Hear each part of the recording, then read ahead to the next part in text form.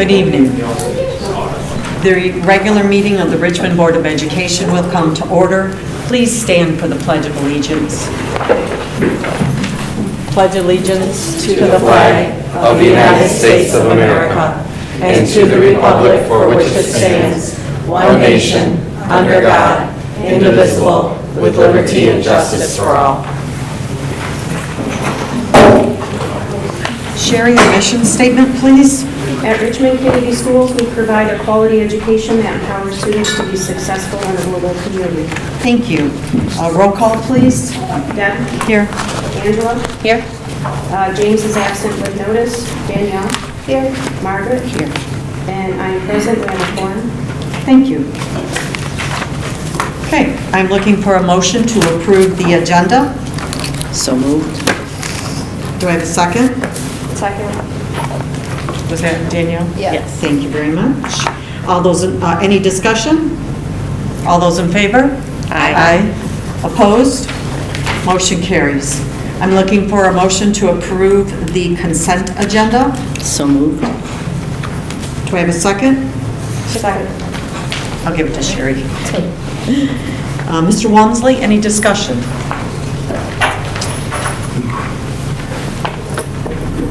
Yes, I would. We have a couple resignations since our last board meeting. Dawn Waller, our special education parapro, has resigned. Her family is relocating.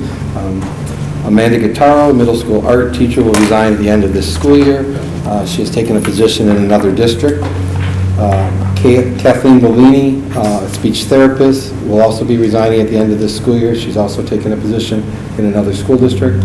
And Tracy Biondo Turner, our other speech therapist, is also resigning at the end of this school year. We have some new hires. Kayla Yost is over here. Hi. She is our new elementary musical teacher. So she will be starting with us on the fall. Thank you. I'm so excited to be here. I'm excited to have you. It's very unusual that we get to celebrate a retirement and have a rehire At the in the same same meeting. I don't think Yeah. it's ever happened Yeah. in my tenure here. So, we also have Samantha Dixon. I don't see her. She is a special education parapro who's been hired. And all of our ABM custodians that are currently with us, Darlene Bollinger, Robert Clearwood, Vanessa Fuller, Jennifer Mathewson, Martha Pank, how do I pronounce it, Keith? I have it misspelled. Pank, I was right. And Judith Starr are all hired now as Richmond employees as custodians or general maintenance personnel. That's outstanding. So,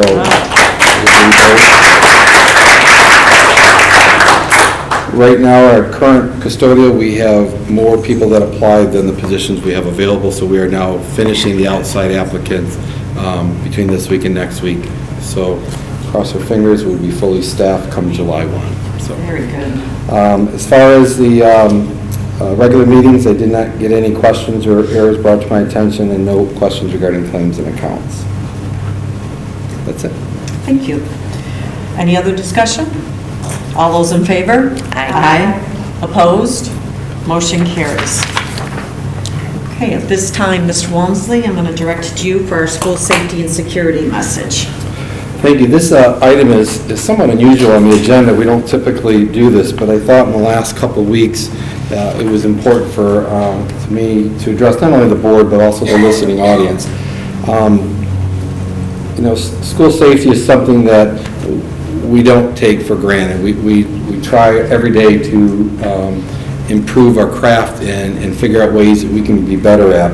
However, in the last week, or 2 weeks I should say, there was an incident regarding a student that entered our high school. And what I would ask parents to do is remember to please stick with the facts.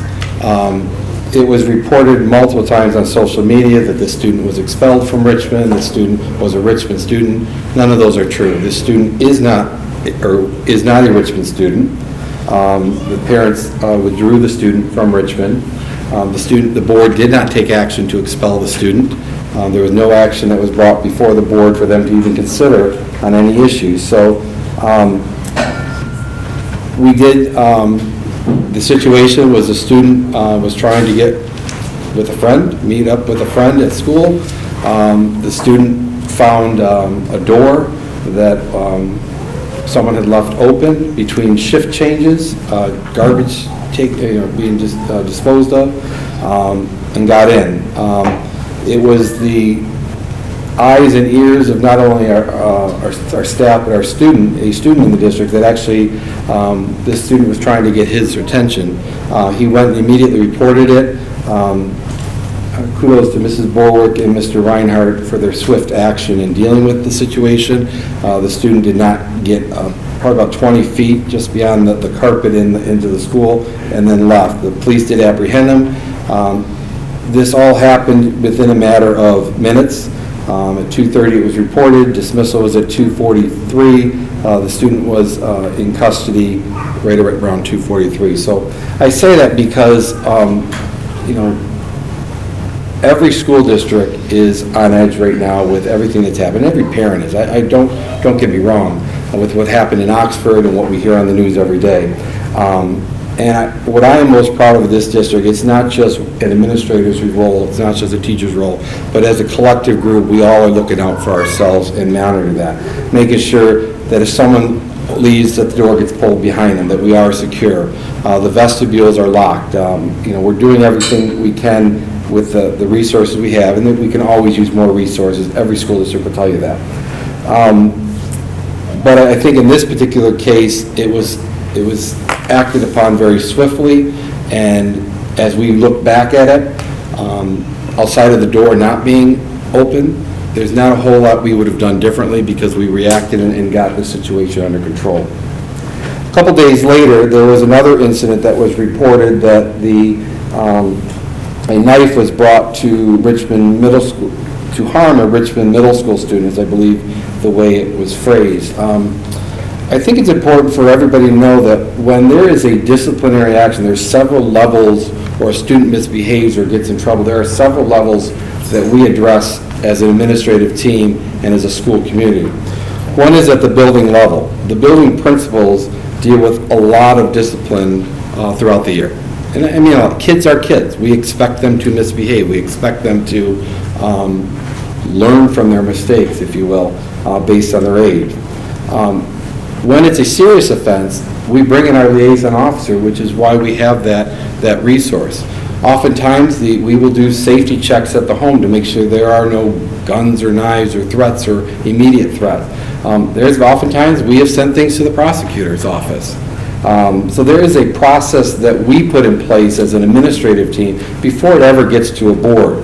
We require some families to do a risk assessment where we send them to a psychologist or a trained professional to get a risk assessment. Is it 100%? No, but it's another piece that we look at to evaluate the situation. If it warrants, again, based on the handbook or the severity of it, then it comes to the board. As you guys well know, you sat through many of them. But I want the listening audience to know that it is not a cut and dry case that we look at. Every situation is different. Every situation is unique. Every situation we have to look at the student.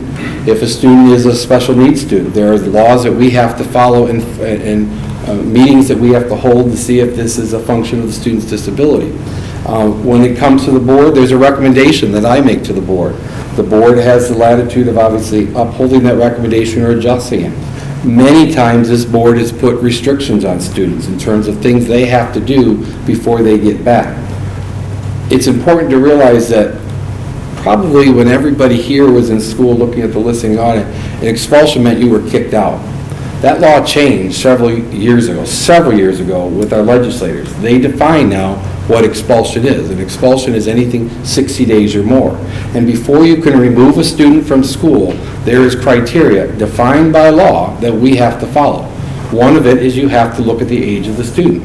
So when we're dealing with elementary kids, 8-year-old kids that make poor choices or bring dad's pocket knife or mom's pocket knife to school by accident or grab the wrong backpack, we look as a team at the totality of the situation to make sure that the decision that we're making is the right decision for the safety of everybody involved, and that it's purposeful and thoughtful.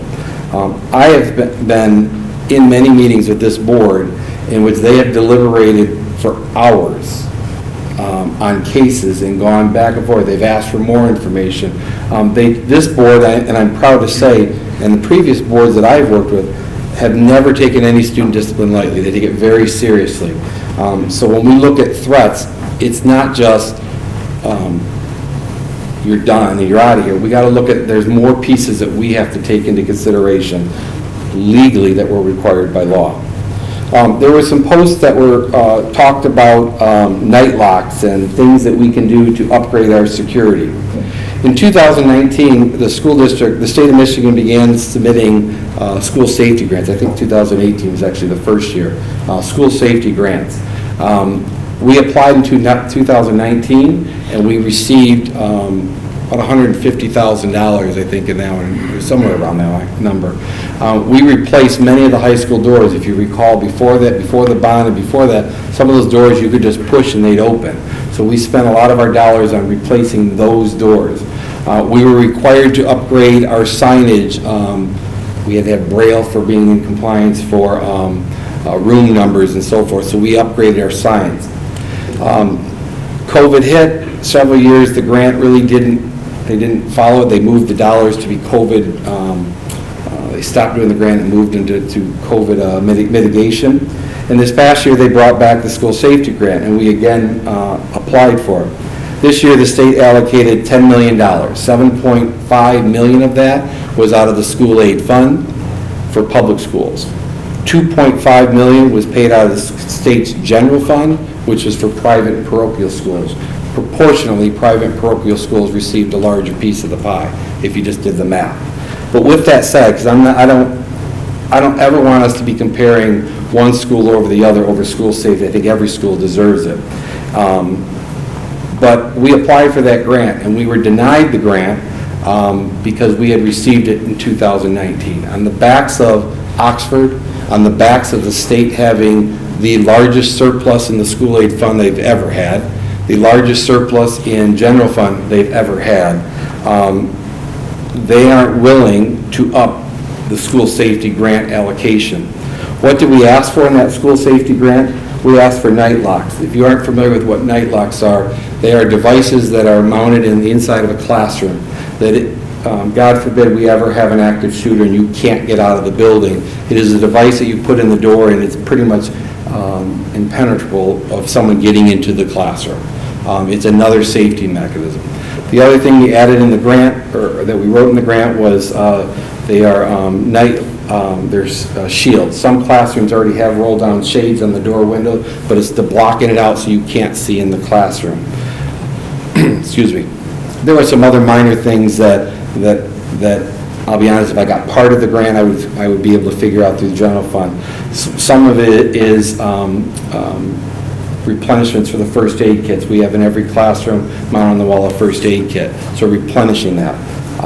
The other thing that we, in working with our school safety committee and particularly with Jeff White at the Richmond Lennox EMS, we wanted to get tourniquets for every classroom and to be able to train our staff. So again, should something happen, that we would be ready to at least stop the bleed if we were able to for that case. As I said, we did not get the grant. However, as I've been telling many parents that have called me or emailed me to want to get facts and information rather than some who rely on rumors and hearsay, I will be asking the board when we do the budget with the dollars that we have remaining from this year's budget to move forward with getting night locks at the next board meeting, because having spent time with Tammy in the last couple of weeks, streamlining our budget, classifying as many expenses to grants that we can so we can maintain our general fund, I know there will be dollars in there to purchase it. Night locks purchasing is the easy part. It's the regulations that come with it. One of it is you have to work with an architect of the school. You have to have the architects identify where those night locks will be going on your school blueprints. And then from that, it's got to get sent to the state fire marshal who oversees public schools and their jurisdiction. So it's not it's not an easy task, but it's something that we can achieve. So that will be the plan so that we can bring to another level of security to our schools. I look at the retirees here tonight, and I don't think any of them probably ever thought when they went into education that we'd be having conversations about lockdowns and safety drills and stop the bleed and so forth. You know, it was tornado drills and fire evacuation plans that we all learned, but it's the reality we live in. I am blessed with having a staff in this district that is committed to the safety protocols and trying to make our students safe. I am also, as a superintendent, want to recognize the community. We have an extremely supportive community. I mean, they will do anything for us, and I am very thankful for that. There is a group out there that's willing to fundraise. I said, this is an obligation that I believe as superintendent that we need to make our next level of school safety. So I want to bring it to the board at a future meeting, which would be the next one now that we do our final budget. And be able to put this in place so that we can add another layer of security. So I guess in a nutshell, I'd ask anybody, on my email, you email me, and my signature line is my telephone number, cell phone number. Please call me. Don't assume. Please do not perpetuate rumors and misinformation, because as people read that, they send their students here to be safe, and that's what we want. And misinformation and rumors puts doubt in people's minds, and it's not that we're trying, we're confident. I'm confident in our safety mechanism. Do we learn from things? Absolutely. But we got to work together. We cannot be working against each other. Again, if there's any questions, I've taken phone calls at night, on the weekends. I will take them at any time. Emails, I will get back to you. I'm working on timeliness because that is one thing I need to work on.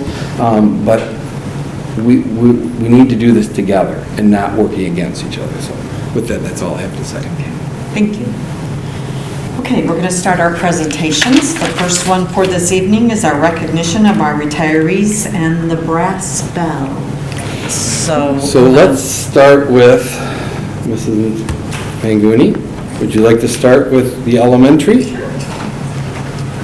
And then retirees, when your name is called, we're going to have you come up. And when the principal's done presenting, then the board's going to come around and congratulate you and myself too, and thank you for your years of service. So I will start with Mrs. Manguni. Thank you very much. First, I would like to recognize Mrs. Mueller. Mrs. Mueller is unable to be here tonight, but she was a special education paraprofessional at Lee Elementary. One thing that stands out about Ms. Mueller is how excited her students got when she greeted them at 7:50 every morning. She was a large part of starting their day off on the right foot, which we know is very important for all of us. Mrs. Mueller fostered outstanding relationships with her students and her families. She was known for going above and beyond for the needs of her students. She spent a lot of time just learning what made them tick and found unique ways to help them be successful. It's easy for a lot to go unseen in the hustle bustle of each school day, but Mrs. Mueller does not go unnoticed, and we'd like to thank her for her dedication and time to the students at Richmond Community Schools.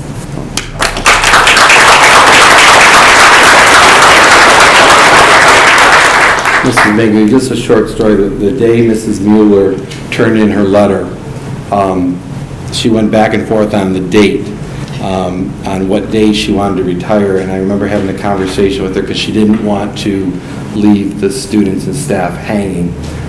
So we sat and went over, okay, your options of if you did this date, you have one more month of retirement pension, and if you did this date, you lose it. And for some, that might be an easy decision. I'm not going to lose that 1 month. But she dwelled on it because she didn't want to leave her students. I remember being in Jamie's office when we had multiple conversations with her and said, okay, you have to do what's best for your family, but these are your options, and she is missed. Absolutely. Thank you for that. And next we have Mr. Finley, who is here with us tonight. Mr. Finley served at both the middle school and the elementary, and potentially maybe at the high school at a time that I'm not aware of. Mr. Finley is known for making a difference.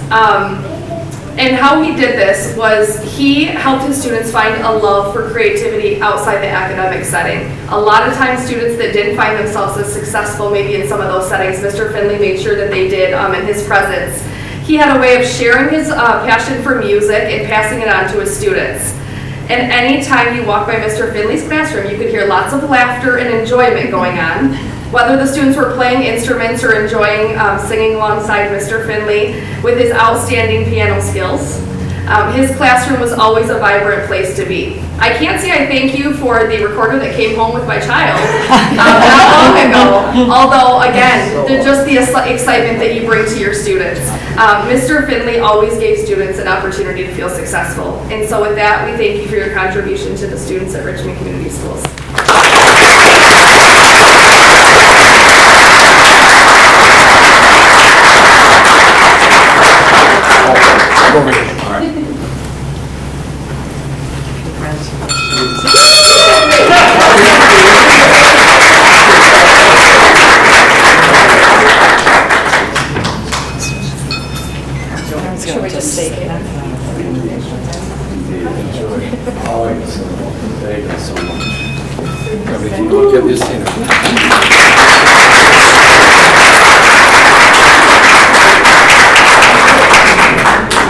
Share a little story about Mr. Finley. One of the things that when we were in lockdown for COVID our first year, the concert at the elementary school was extremely missed. I mean, the enthusiasm that he would show with the kids and getting them excited to perform, it was sad that we missed that part. And so I'm excited for your retirement. But as an organization, we missed that your last hurrah, if you will, for us as an organization. And the kids, they look forward to it. Ms. Napier, you're absolutely right. His excitement on the piano is unbelievable. If you ever had a chance to watch him, he knows how to play a piano. He knows how to get the kids singing. So thank you. Thank you.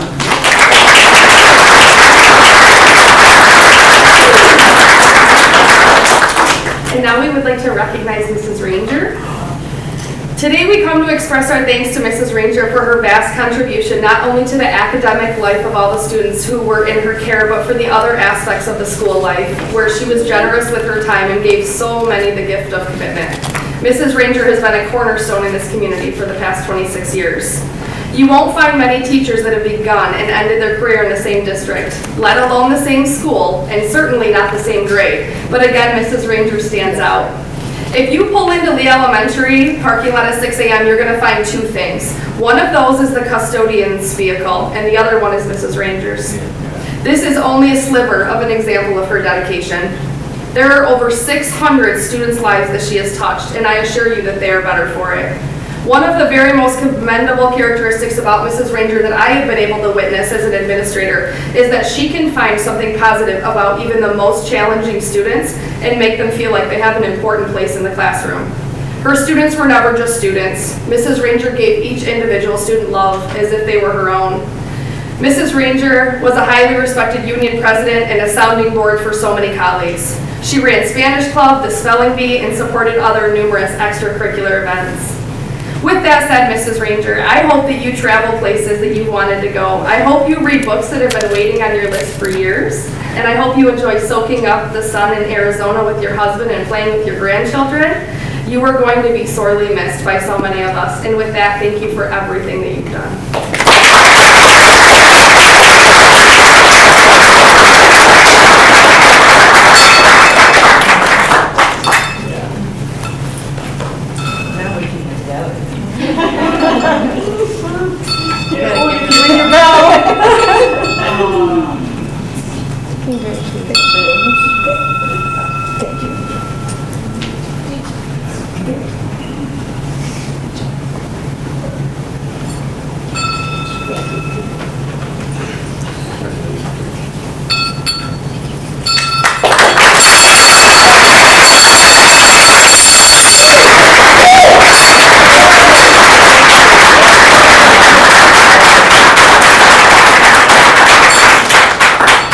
The day Mrs. Ranger came in to turn in her paperwork, I think my statement was, I thought we were going together when we were going to retire, but obviously she had the opportunity to go sooner. Heidi, you took a lot of the words right out of her mouth. Teresa has been the union president since my tenure here. I think you started the year was the year before I started in 14, or? Yeah. We haven't always agreed, but I can say that you've been fair, you've been trying to do what's in the best interest of the staff, and I think you've been understanding that the district has done what it can to give your members, and she recognized that from a leadership. From a classroom, she'd always invite me into her classroom to read in March's Reading Month. She knows every student, she knows their family, she knows their story. That's a great teacher, so congratulations.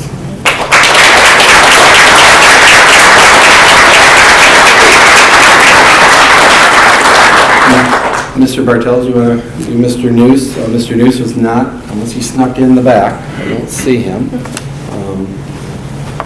Glenn Noose, our physical education teacher.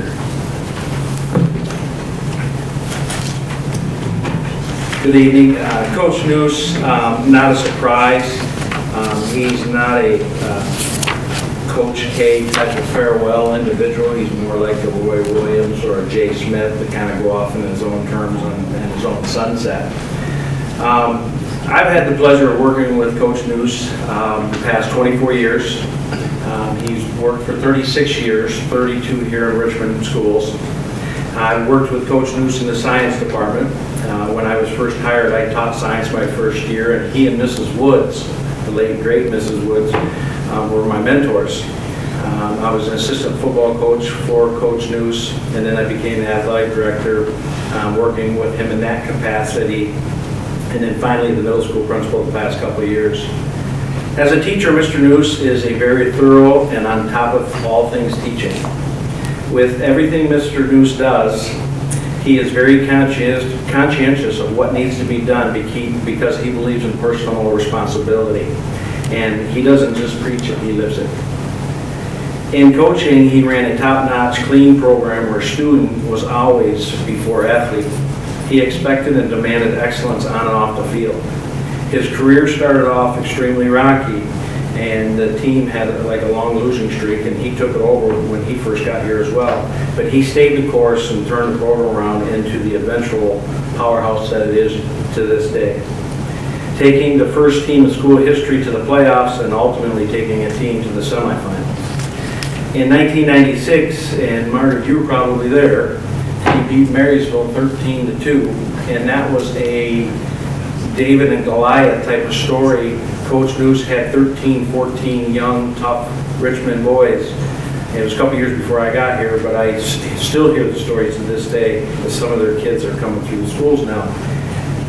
Marysville showed up about 2 minutes before kickoff. 100 kids came off the bus. They were not too far removed from a state title, and 14 young men that day, not on this beautiful field we have out here today, but the old field that we have, that they, as well as Coach Noose, carved the way for this, beat that team 13-2. And Coach Noose's program took off, and Marysville from that point on has never really been the same. In his last 10 years, he won 9 league titles. In his last 11 years, he made 10 playoff appearances. And most importantly, he has a 15-3 record versus that school down the road. Coach Noose will end his career teaching about the middle school and high school PE department. He wasn't happy when he first came over. But I believe if you asked him today, he would say that he got great joy out of it and it put a renewed energy in his step. Glenn is a man of great integrity, a man who does the right thing whether it is popular or not. He would always say doing what is right isn't always popular, but doing what is popular isn't always right. We need educators of Glenn Noose's character today. He will be greatly missed, and we wish him the best.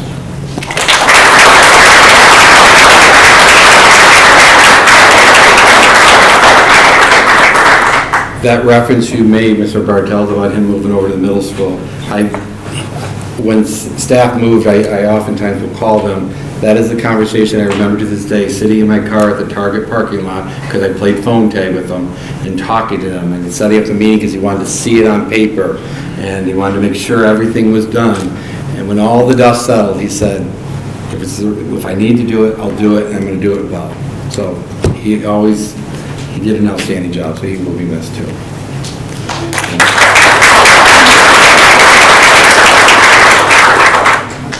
Mr. Castle.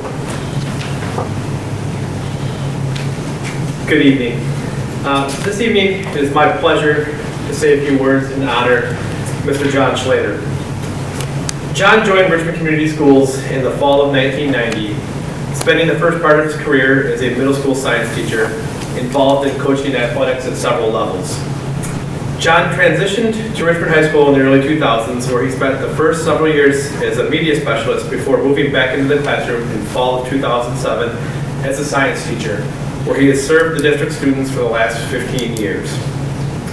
In addition to his service in the classroom and athletics, John has also served as an REA officer and NHS advisor, where a fellow staff member said he used to put on NHS induction ceremonies that could never be lived up to.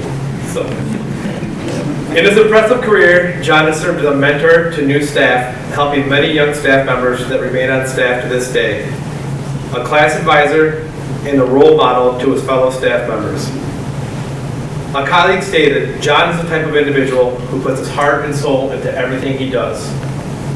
In my short overlap of time with John, I've always been impressed by his consistent focus on students. He's always had the desire and ability to develop and maintain relationships with his students that has carried on well beyond their time within the walls of RHS. Whether it was a yearly lesson that featured Bunsen burners and rocking Kiss music in the classroom, I have to admit the first time I walked in that kind of scared me, or his one-on-one conversations that helped him make connections with his students. John's focus on his students' best interests had made him such an integral part of Richmond Community Schools for the last 3 decades. In addition to the instruction he's provided in the classroom, every student that has gone through a pep assembly at RHS has had the John Schlater experience at least once and mention it every time they talk about it. His retirement, although richly deserved, will leave a huge hole in the science department and Richmond High School as a whole. Thank you, John, and we wish you all the best in your retirement.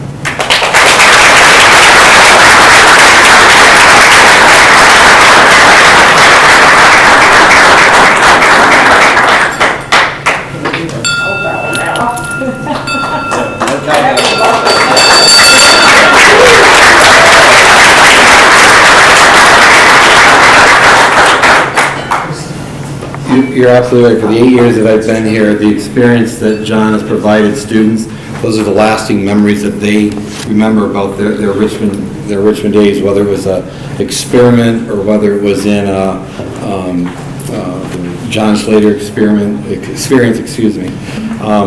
I was hoping that John wouldn't turn in his resignation because we have a science program this summer that he had thought of with grossology and kind of really sparked it, but he didn't take this decision lightly, and so it was a very hard decision, as with probably everyone sitting here, and that is a sign of a true great educator, that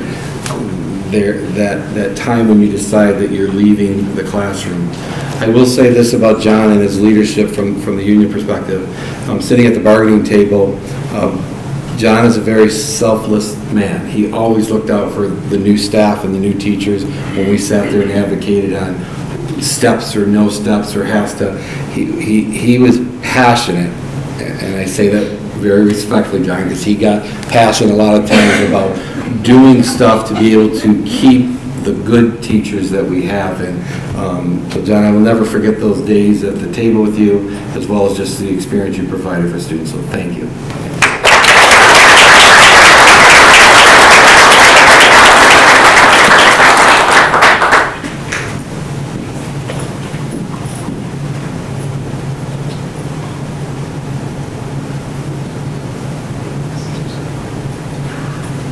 We're going to stay up because, so our next I'm sorry. presentation, that's okay, our next presentation is our state track winner.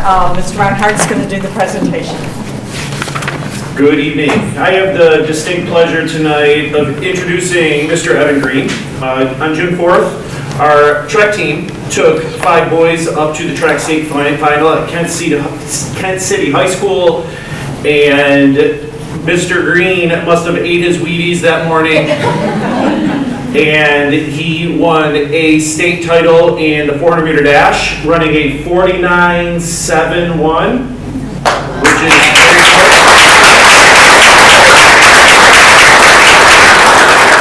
This past weekend, he beat his own personal record in the Midwest Meet of Champions that seniors are able to run and placed 5th in the Midwest Meet of Champions, and you ran a 49.14.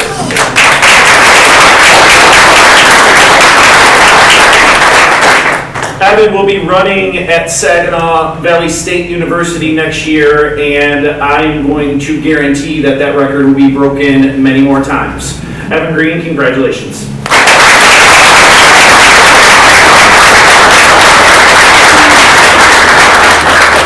Congratulations and good luck. It's a great job.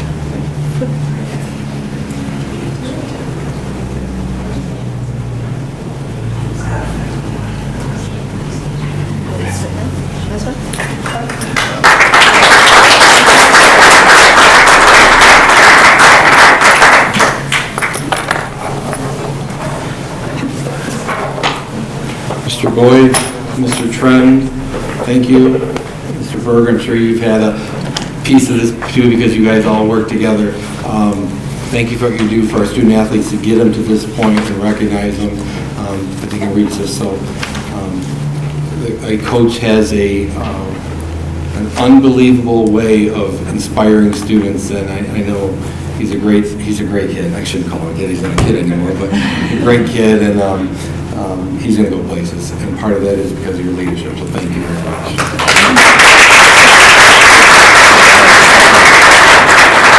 Is he only our second state champion? He's our third? Yeah, I double checked. Okay. First boy. Yeah. First boy, I know first boy, okay. So Coach Sue Boyd was our first state champ in 1980. My goodness. Yes. And then the girls 4x4 in 1984. Oh, okay. And then Evan's our first male state champ. That was a long time ago, about 1984, 1980. So well done.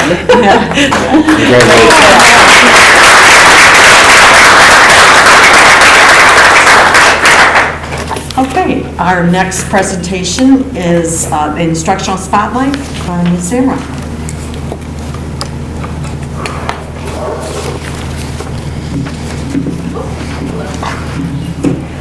Good evening. According to Section 98B Goal Progress Report, progress reporting requirements are outlined in the law that we must present on goal progression by the first board meeting in February and no later than the last day of school. We're really close, but we made it. End of the year academic goal. By the end of the 21-22 school year, each school and the district will show growth in reading, ELA, and mathematics achievement throughout the global pandemic as measured on NWEA math growth for grade K through 8 and NWA and or local assessments for grade 9 through 12. The data goes over growth from fall to spring in several subgroups, such as economically disadvantaged, special education students, English learners, female and male students, racial subgroups, mode of instruction, and growth per grade level. All data is student groups over 30 to be able to protect the identity of students. I am proud to say that every single one of our subgroups showed growth for the entire school year. All of our subgroups showed growth, except for one, the high school special education. They did not go down, they stayed the exact same. Not one subgroup, not one grade went down. Every single grade, every single subgroup has shown growth, so congratulations. And that is my official 98B goal progress report for the law. Thank you. I don't know how many districts can say that, but congratulations, not only to you, but the administrators and teaching staff, so congratulations. Okay, our next item on the agenda is our instructional spotlight for our business management technology with Ms. Era and Mr. Berg. Hello. All right, so good evening. We may have mentioned that earlier in the year that Richmond wrote a grant for the 61C equipment grant for CTE. It was a very long process. It was about an 11-page narrative full of nice marketing and statistics reporting, fun things that I really have never really looked at before, and I learned a lot. from writing that grant. We were awarded $20,000, and so I wanted to give an end of the year update as to what we were able to do to be able to show the growth and be able to show the growth of the program. So, first of all, some CTE updates. First thing is we are moving from segments to competencies, and I know Ms. Michon knows what that segments look like. This one snippet off to the left would literally go down, scroll after scroll after scroll after scroll, and you had to fill this out. It was called the gap analysis. Every single year for every single program. It was very daunting. They have moved over now to segments, which is the image on the right, and this is actually a snippet of Mr. Berg's competencies. They're starting to roll over about 3 CTE programs per year until they're all converted over with the new CTE requirements, one of them being competency-based, one of them being a credential-based as well. Is it as long? No, that was it. That's That the was whole it. thing. Isn't that, yeah. That compared to like 700 different. Yeah. Yeah. So this, Oh, good. Yeah, this is it. This Good. is the entire thing off to the right. It's color coded and beautiful, based on like A's would be your safety, B's would be like your content. Sorry, it's so exciting. C gets into the work-based learning, and your Z is when you're doing fully like full work-based learning experiences. Mr. Berg, you're just as enthused. Oh, sure. Yep, I have to do 2 gap analysis and then Okay. do that. But his other sections are rolling over next year, so he gets to go through this all again. Yep. All right, so do you want to talk about the credential requirement? For the credential, the one thing that I was doing is I was asking a bunch of other business teachers like what they did, and I actually went on a visit in Utica, and I observed Craig Smale, who's been teaching for 20 plus years, and he's the one that told me that we have to go to the Microsoft because it is it's a great one. There's a lot of online stuff that'll help them, and it's what all businesses are looking for. Like today, if a kid can come out and use Excel, I mean, people in business, they want that. They need that. They can, like all of what Microsoft offers. And he told me on top of it, they can earn credits for college. So if you go and you go through the program that we're starting next year, if you get your credentials, and you can get it in Microsoft Office, Microsoft Word, Microsoft PowerPoint, and Excel. It's Office, not Office. Anyways, all the 4 Microsoft programs, you can get 2 credits per credential. It depends on the articulation agreements per the colleges that we feed our students into. But what's great is we also had our business advisory meetings, and they also, the people from industry and business also suggested that Microsoft was hands down the way to go. We are required now as part of CTE to offer a credential. All credentials need to be offered through a site called Certiport, and we're going to be able to offer the Microsoft Office credential, so they're going to be able to individually take the tests on Word, Excel, Access.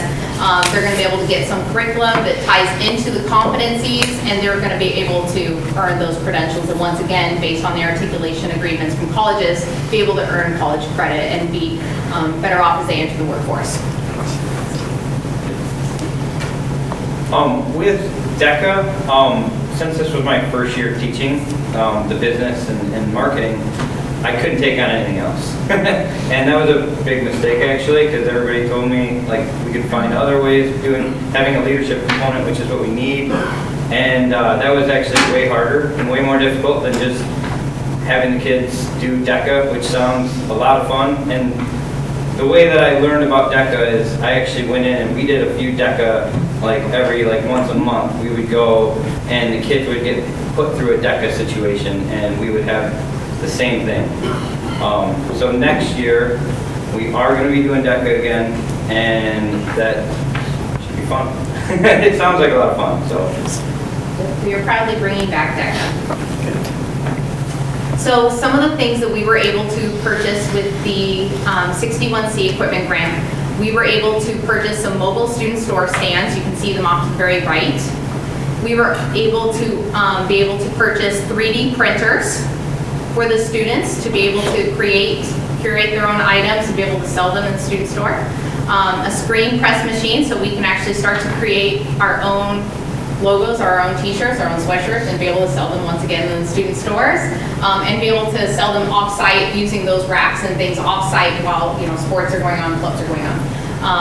As well as a specialty printer that can print out decals, bumper stickers, and all sorts of great posters for us.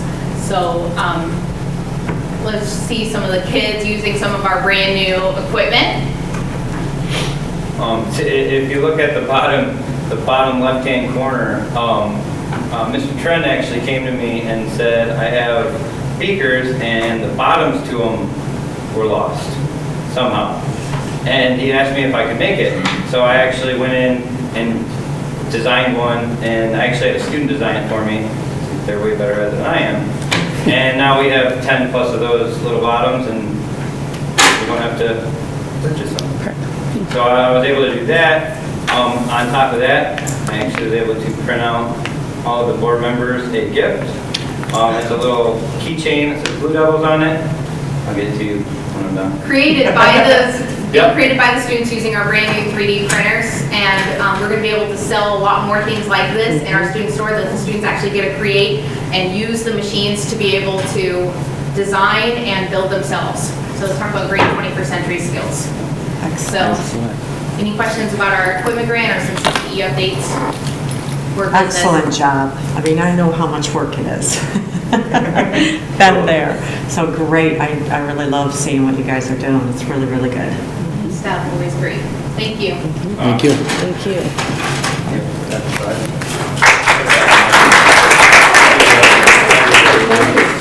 Yep. Yep. Thank you. Thank you. It's amazing. Thank you. Did you want one? What does it cost for this material? So Yeah, the what is material, this? it's plastic. Yeah. Filament. Yeah, filament. 3D filament. That we I also actually, use. I figured out, I was able to break it down. It costs about $60 for a 1,000-gram roll of it. And broken down, I think this costs like 10 cents. Something if not less. Because I figure, yeah, it was like 5 cents a gram. So, and I can actually calculate, I figured that out, that way I can calculate it, put it in the computer, and the kids can make it, and then they can sell that to kids, or through the school store. I've actually done that a couple times already. Because I had a student come in and he had a video game. He wanted me to like print out the controller, and he said, if I send you the design, can you print it? Yeah, why not? And next day I had it done, and he was so happy, he was stoked, so it was fun. That's cool. Very good. Thank you. Thank you. I think that's one of the benefits of them moving to these competencies is there's an excitement that demonstrating this to get a certification or whatever, it gives purpose behind the course. Sometimes, I know when you would explain, Deb, when you were the principal of the CT, sometimes I think that it was just put out there to make us jump through hoops to get funding. Yes. And I think this is a positive direction in terms of putting meaning and purpose back into what we want students to do in a CTE course. So I'd be curious to see when we do finish next year, how do we do on the Microsoft test? yeah, that would be something we're. I'd like to see those numbers because it's not an easy test. Okay, thank you. Okay, our next presentation is our general fund budget with Mr. Walmsley. Okay, for the last several weeks, we've been talking about the assumptions. To date, we do not know what our per pupil is. Currently, we are budgeting for what I believe the house was at, the $300 per pupil, and so forth. So we've talked the assumption about the enrollment. I'm not recommending any changes to that enrollment assumption. The $300 per pupil is a very conservative number that I feel very confident in from a district perspective. We've adding additional teachers. We have a 5th grade teacher that we're adding because we're moving to 5 sections of 5th grade, as well as an additional FT to cover singleton courses throughout the middle school and high school scheduling. Just to put on the board's radar, I believe that number is going to increase slightly because as we're doing scheduling, we're trying to maintain class size that is manageable for a teacher. And so we've been using the target number of 25 for our secondary courses. I know the contract can go a lot higher, and I would, unless we're in dire straits financially, I would not recommend the board go that high. Number one, it's hard to get that many bodies in a classroom. We talked about for non-union workers previously wage increases for them because they don't have a collective bargaining agreement. And then we talked about doing a copier replacement budget set aside beginning next school year of $30,000, which over the course of 4 years will get us into a position that we can replace our copier fleet basically every 4 years. With that, with our final budget, I am going to be recommending to the board that we set aside some unspent funds this year to do a complete copier replacement for the 22-23 school year because of the age of our fleet and its costing. It actually, the per pupil copy cost is going up because of the age of our fleet and the maintenance of it. So, but with that, then we would be in a position that every 4 years we'd have the infrastructure to replace our copier fleet, not have to be in a position to hope we have the money in 4 years, much like you're doing for the turf and the bus replacement and computers and technology. So, Brian? Yes. What happens to the copiers and stuff that we have?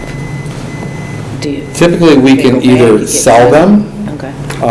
Typically, we usually build in a contract that they take them with them because of the salvage cost of these copiers is virtually nothing. There's no trade-in value for these copiers because of their age. So they just take them away? Yeah, they take them away. They may take them apart for parts for companies that they're servicing that have that same fleet, but there's no salvage. Okay. I don't know why this keeps jumping around, but so when we start talking about this year, you will see this form looks relatively the same. In FY 2023, we are still looking at a $300 per pupil increase.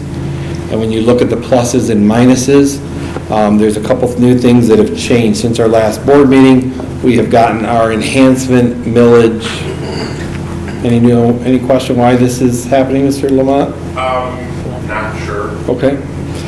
We got our enhancement millage, if you recall, in March of 20. Actually, I think like 3 days before we shut down the school system statewide, the voters in Macomb County passed the enhancement millage. It's a 10-year millage enhancement. So the projected amount for next year is about $60,000 over what the final this year's money will be. We'll have another $60,000 over the final budget. So I put that in the line item as an increase in revenue. We've talked in the past, as you saw in the science experiment, we're trying to maintain curriculum that isn't years old. If you allocate dollars to the curriculum budget, that would put about $100 per pupil, which is about the going rate when you look at curriculum. This past year, we did the science, and we did a lot of creative funding with what we can use it with grant dollars to relieve and not have to use general fund as much. But that science was extremely expensive purchase at K-12. So this would put us in alignment with about $100 we'd allocate per student when we do a curriculum adoption, whether it's math or language arts or social studies. There's a couple items that are still on there that are in the pink that I haven't. I put the budgets in. I lost yours now too. Might be losing power. Wouldn't that be terrible? I'm going to try not bumping anything or moving anything. So one of it is the athletic budget for supplies and equipment. A couple of meetings ago, Mr. Reinhardt presented the scope for supplies and for uniforms for budgets, what would be needed. There was also a budget for TRAP was asked for. Mrs. Zuby, I think, requested that one. At this point, I did not get a budget yet for Mr. Reinhardt for TRAP, so I'm still working with him to get it. The second is, you see the budgets for art, band, choir, and robotics. In one of our previous discussions, the board asked about what does it take to, for those programs. In your backup, you will see recommendations from each of the groups. You'll see from Mrs. Shannon for the K-5 program, you'll see dollar values. For the 6-8, you'll see from Mrs. Guittardo, and from the 9-12, you'll see from Mrs. Kaganak. And you'll also see from Mrs. Clore the K-12 choir, as well as from Mrs. Shack the band proposal. There's also robotics. Mrs. Shad met with the robotics advisor to look at current cost of robotics. You can see since robotics for the last 5 years, it was about $43,000 to run that robotics program in 17-18. It's about $57,000 for this year's budget to run it. Robotics is a very expensive program. We do get, as you can see on this expenditure, we apply for the grant every year. Oftentimes, there's not enough dollars in that grant. Most of the grant used to cover the matching funds, so if we paid the basically the salary, then the personnel or the FICA and retirement was covered by the grant. They gave you little supply dollars and some registration fees. That has evolved over the years, but as you can see, $8,000 of that was the grant, and we matched, you can see 27, and then when you look at internal supplies, you're getting a total of $57,000. So they raise approximately $21,000 when all the dust settles, just in robotics to run and compete for that program. So my recommendation to the board at this point, because we're nearing the point where we've got to kind of stop so that Tammy can build the budget, because at the next meeting on June 27th we'd have a 6:30 budget meeting for the first truth and budgeting meeting, and then we have the official budget approval at the 7 o'clock meeting. But my recommendation to the board, as we talked at the last board meeting, is you've got the numbers for art, music, band. We hold at this point until we get an official per pupil allocation from the state, which no news at this time. I know they were all on many of them attended the Mackinac conference on Mackinac Island, so they're just getting back into doing their legislative duties. So hopefully, I know by law they're supposed to give it to us before June 30th. It doesn't mean they have to, because they don't always do that. But I would recommend we hold off on increasing any of those budgets until an August meeting when we have more time to see what the impact of any per pupil allocation is. With that, question? Is the idea then, this information that we have, this is the direction we would be going when we know what our allocation is. So as a board, we're looking at this. If we're good with this, this is what we'll be talking about in August. If those areas, yes, this would be something that we talk about, or at anything else that comes up between now and August. I can't think of anything off the top of my head, but anything that does come up. We also talked about athletics too at that point. That would be part of that conversation, so that would be all part of that conversation in August. So we would know how much money we have basically to work with. Right, but am I looking at, if I'm not seeing this, tell me. Okay. But where is it telling me, like, what I'm looking at is, I would like to see this, are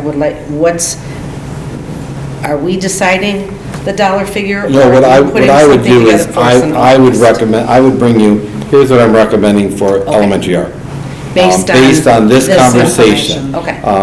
We have some movement. We have a new art teacher coming on board. We potentially could have some movement among art teachers.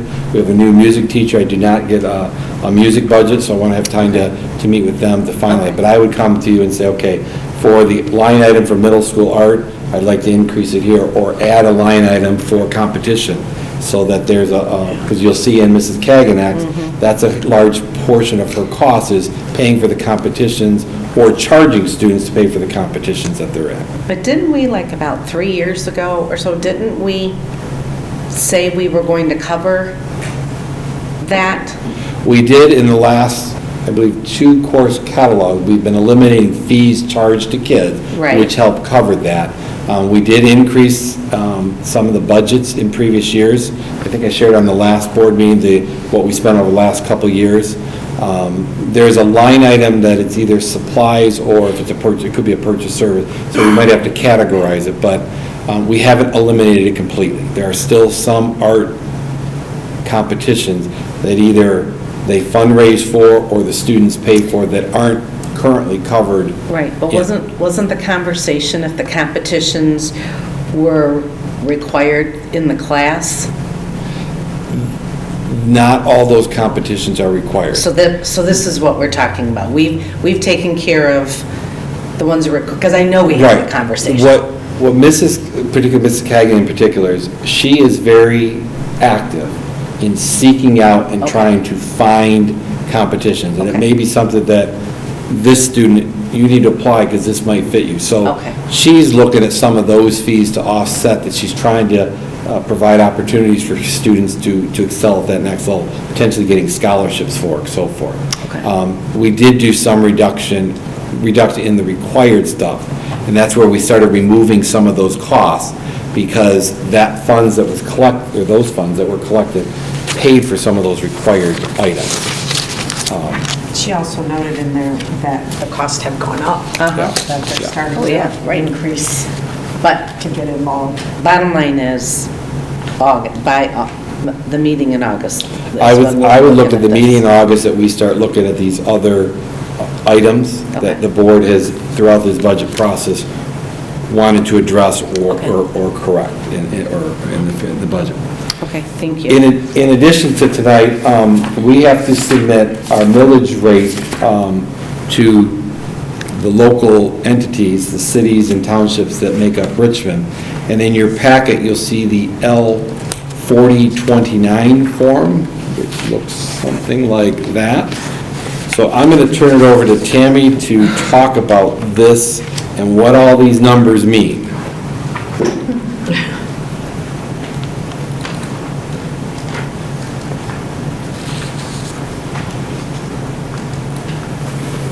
Okay, the top line of numbers, it says voted operating MH for non-homestead. That's our operating millage.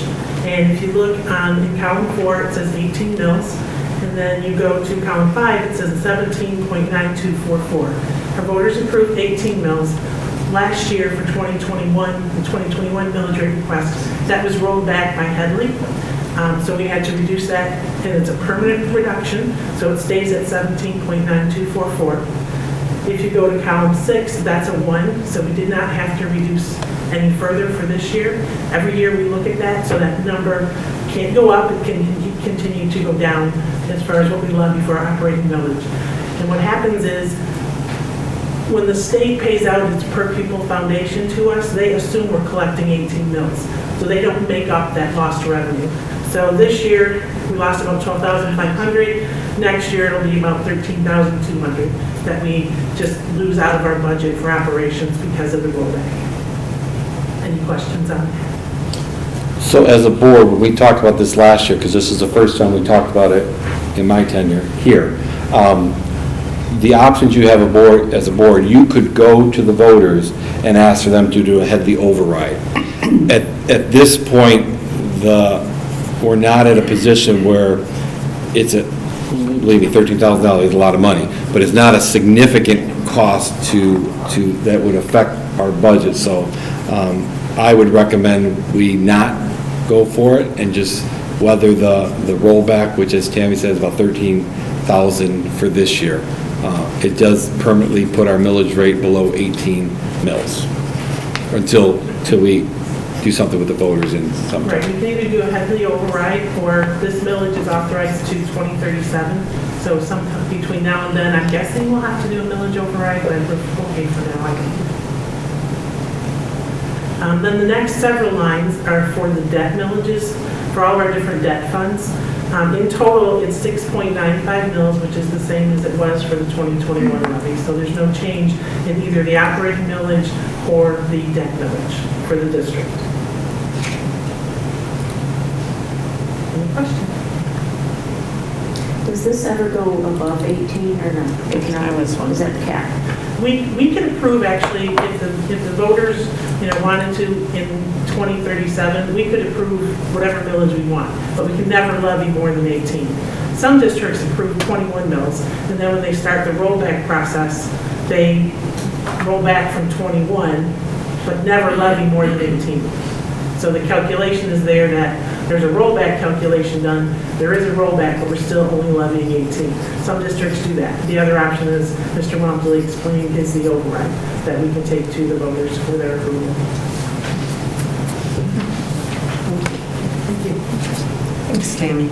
So this document is sent to the townships and cities to issue the summer taxes. So later on in the board meeting, you're actually approving this to authorize we're going to levy this mill rate so that we can collect our summer taxes from the 4 townships in the city of Richmond.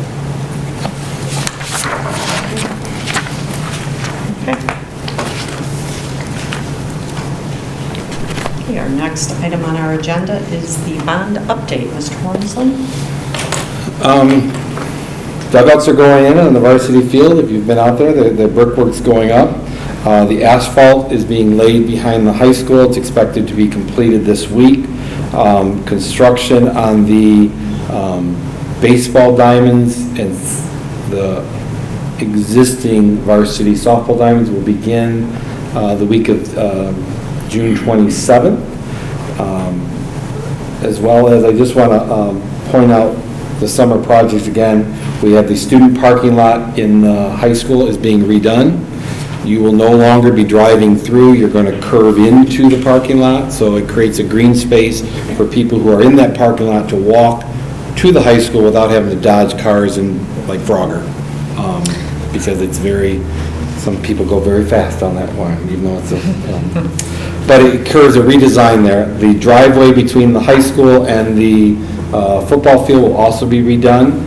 We are taking out the bus lane that currently exists by the high school, and there will be a small parking lot that's put in primarily for handicap parking right in front of the new gym. So people who are coming to either the main gym or the new addition, there will be handicap parking close to the door.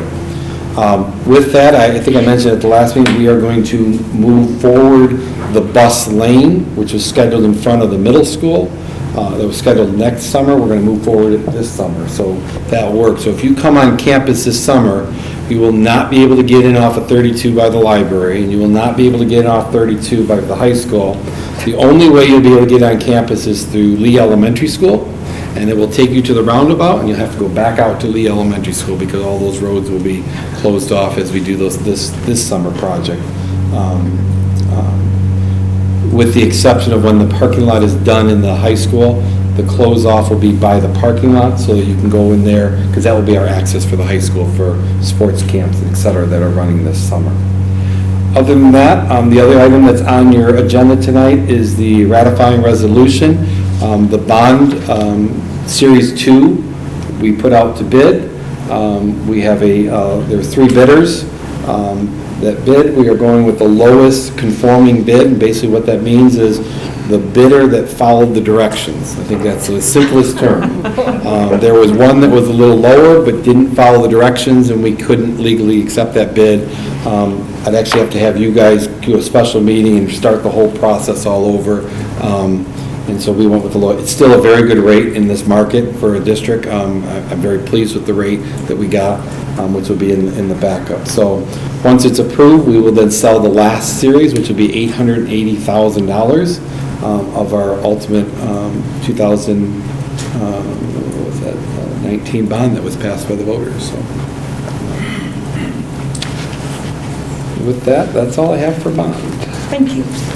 Okay, our next section of our meeting is public comments. At this time, any member of the audience may address the board. If you do, please step up to the podium. There is a sign-in sheet up there. You will have 3 minutes to address the board. Are there any public comments this evening?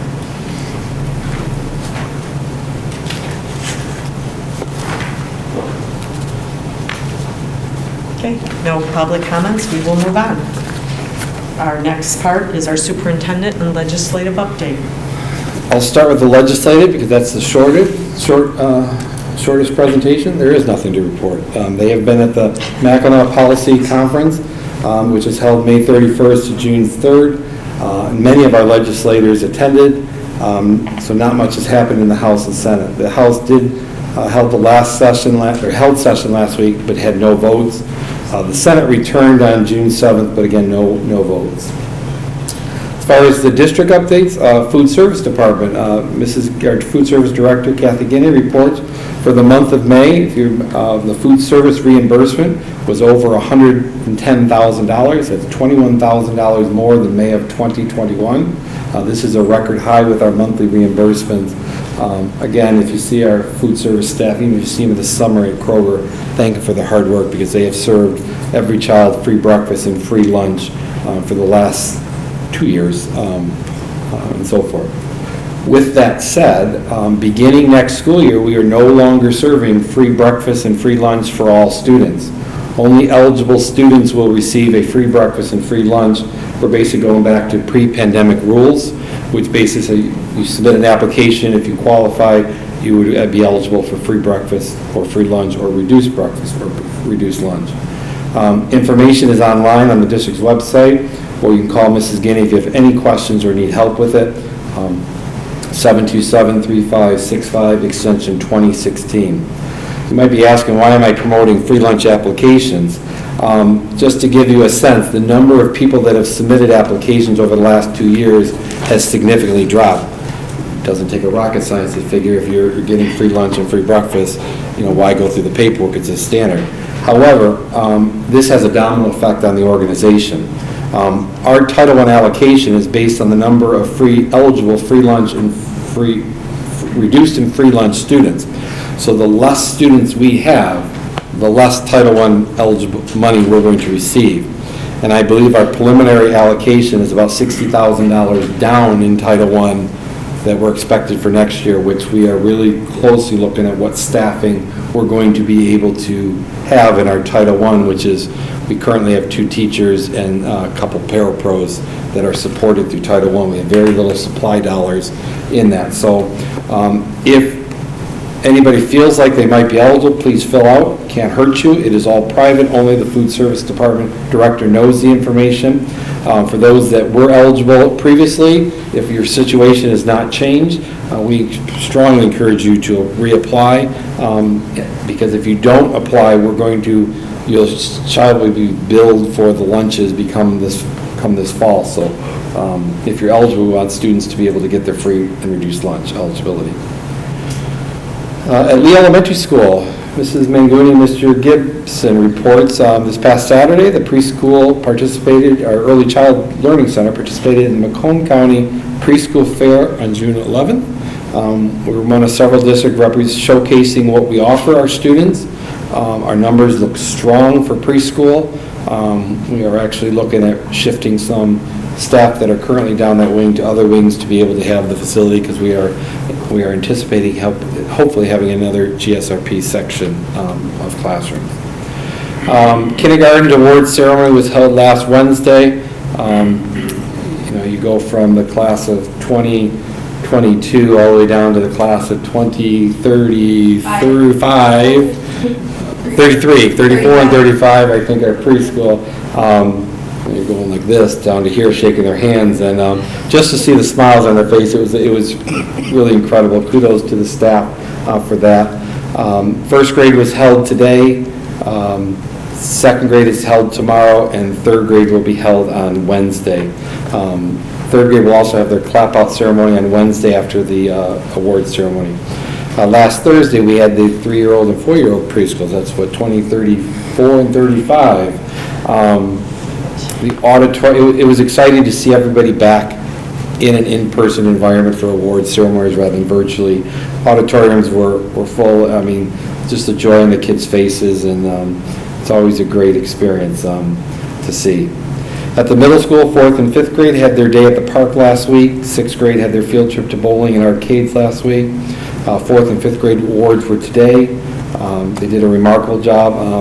exciting to see them walk across the stage. It's kind of emotional for many staff members because these kids, they're so invested in them, and when they're given their awards, it's kind of a piece of their life going away to the next grade or going on to the next grade, but staff did a remarkable job. Tomorrow is 6th and 7th grade awards, and then 8th grade awards will be on Wednesday, the 10th. Last Friday, we held 9th, 10th, and 11th grade award ceremonies. Again, we did it a little different this year. In the past, we've done it in the gymnasium where we've done all of them. This one, we made it a little more formal. I think one year you were here, we moved it to the auditorium when it got really hot in the gym. But we did have each grade level had their own unique spot. Many parents were able to attend, so it was a great time for each of those grade levels. Final exams began today. Just a reminder, they go through Wednesday. For high school students, any student wanting to test out, it's Monday and Tuesday afternoon, today and tomorrow afternoon. And just a reminder, the next 3 days are half days. Our last day of school is Wednesday, June 15th. We are a little later this year because we started later because of construction, but we are back on track to start next year, the Tuesday after Labor Day. I almost said the Tuesday after Thanksgiving. I was like, oh, that's a long break. The Tuesday after Labor Day. That's a new calendar. That's all I have. Okay, thank you. At this time, we have items of interest from the board. Danielle, anything? Nope, I'm good.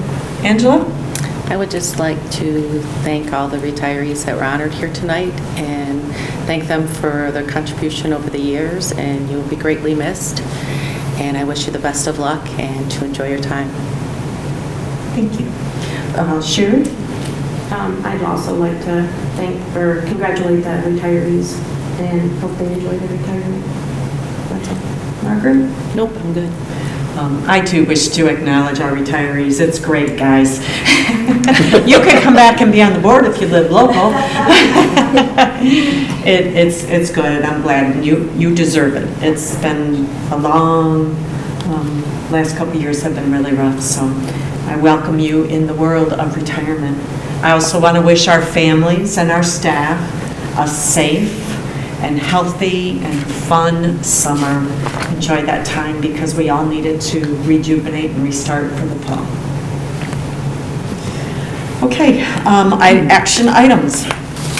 Our first action item, I am looking for a motion for the approval of an overnight extended student field trip for our football camp. I move to accept the recommendation of the superintendent and approve the football program overnight trip request to Olivet College, July 25th through July 28th, 2022, as presented during the May 23rd board meeting and outlined in the attached documentation. Do I have support? Support. Any discussion? All those in favor? Aye. Opposed? Motion carries. I'm looking for a motion for the approval of the resolution ratifying the sale of the 2022 school building and site bonds Series 2. I motion to accept the recommendation of the superintendent and approve the attached resolution ratifying the sale of the 2022 school building and site bonds Series 2 as presented in the attached documentation. Do I have support? Support. Any discussion? Just a quick, for the board, funds spent out of this going forward, we reference as at 2022, where the previous one we've always been referencing as, I believe it's a 2019 or 2020 fund. So because we're now allocating, they have to be in a different fund for accounting purposes. That's all. All those in favor? Aye. I'm sorry, thank you. Okay, so Sherry? Aye. Angela? Aye. Danielle? Aye. Margaret? Aye. Deb, aye. Motion carries. Okay, I'm looking for a motion for the approval of the 2022 millage tax request. I motion to accept the recommendation of the superintendent and approve the 2022 tax rate request L4029 as presented in the attached documentation. Do I have support? Support. Any discussion? All those in favor? Aye. Aye. Opposed? Motion carries. Okay, at this time, we are going to be doing our board candidate interviews. I would ask that Mrs. Minnie, Mrs. Happ, and Mrs. Cunningham step forward for a minute. We're going to move you around a little bit. Ready to switch the camera, Eric? Okay, so Mr. Fennell here is going to, we're going to do you one at a time. We're going to do them in the order, I think I told you alphabetical, but we're going to do them in order by who turned them in. So Mrs. Minnie, you are going to be first. And he's going to sit with the other two out there, and then when we're done, he'll bring the next one in, okay? So just to let everybody know, the fourth candidate that we got is Yes. Haley Fortuna. She is not here currently, so we will be doing it Zoom. She cannot hear what's going on here at the moment. Okay. I just muted her. We allowed her to hear the board meeting, just as everybody else did, but Eric muted her and did the camera, so when we get to her, we will show her screen. And so- Perfect. Okay, thank you. Would you like me at the podium? Do the chair or the? Yeah, but you sit right at the Just sit chair there. right at the chair there, Right at the please. chair, where the laptop and camera? Yes, thank We you. have one document for the bond sale that needs to be notarized, and Pam Bailey is here to do the notarizing. So do you want to do it right If you can take a now? minute to do that? Sure. Yeah, I need Deb and Sherry to do the signing. And Pam is on her way up. Do you need these? I was wondering why you were sitting out there. Pardon? And there's 3 copies for you to sign. Yes, they did, yes, they did. Yep.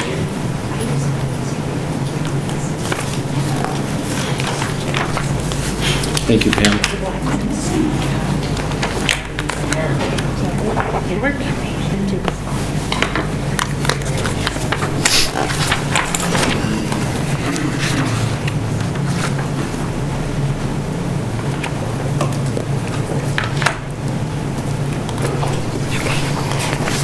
Thank you, Pam. Thank you. Thanks, Pam.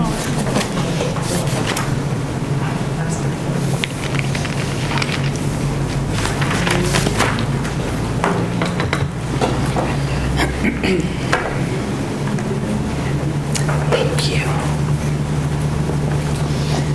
Okay, welcome, Mrs. Minnie. Before we get started, we're just going to do a basic introduction. I'm not sure if you know everybody, so Danielle will start down by you. Hi, I'm Danielle Sutton. Nice to meet you. Hi, I'm Angela Pacito. Nice to meet you. Brian Walmsley? Delma Shan. Margaret Telto. Sherry Zuby. Okay, we have a list of questions. We each going to kind of rotate around a little bit here. When we're done, you have an opportunity to ask us questions. Okay?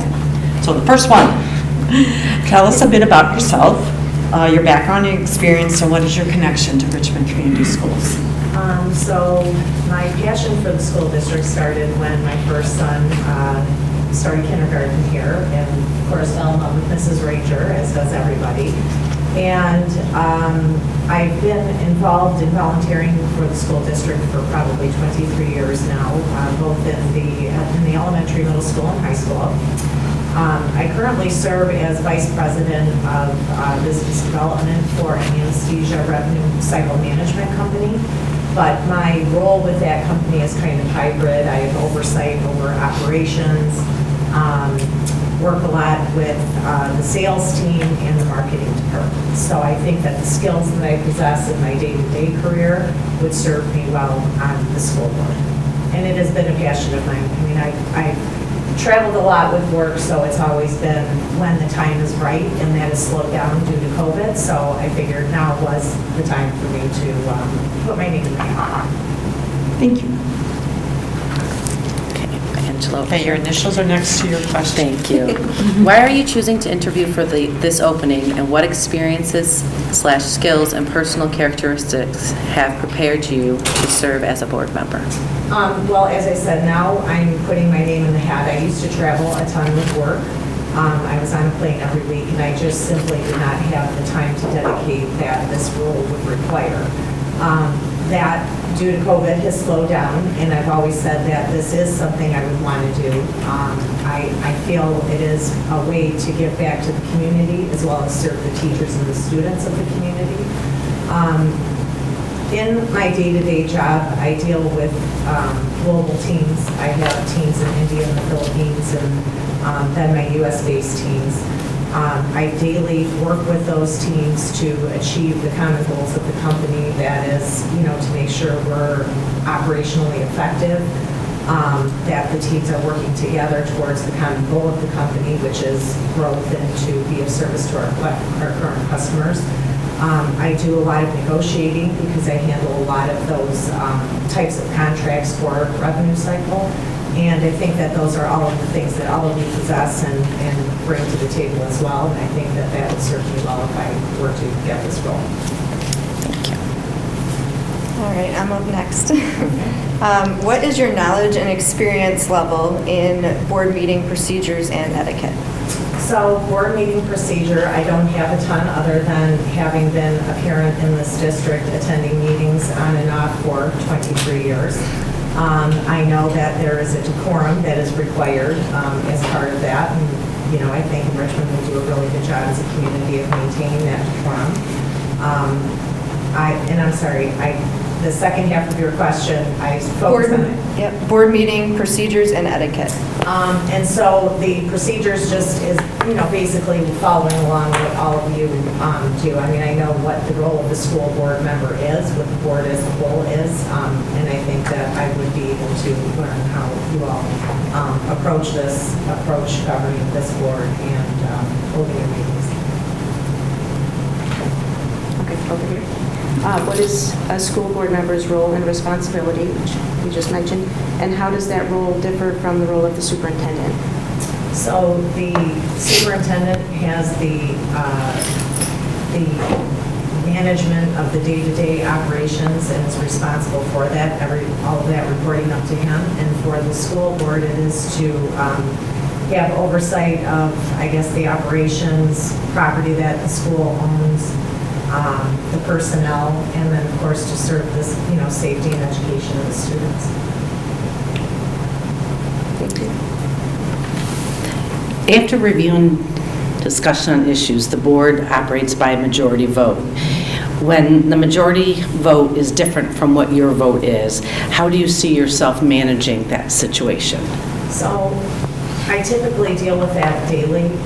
Again, we have teams globally and then internally, and we all have to work together to come to an agreement.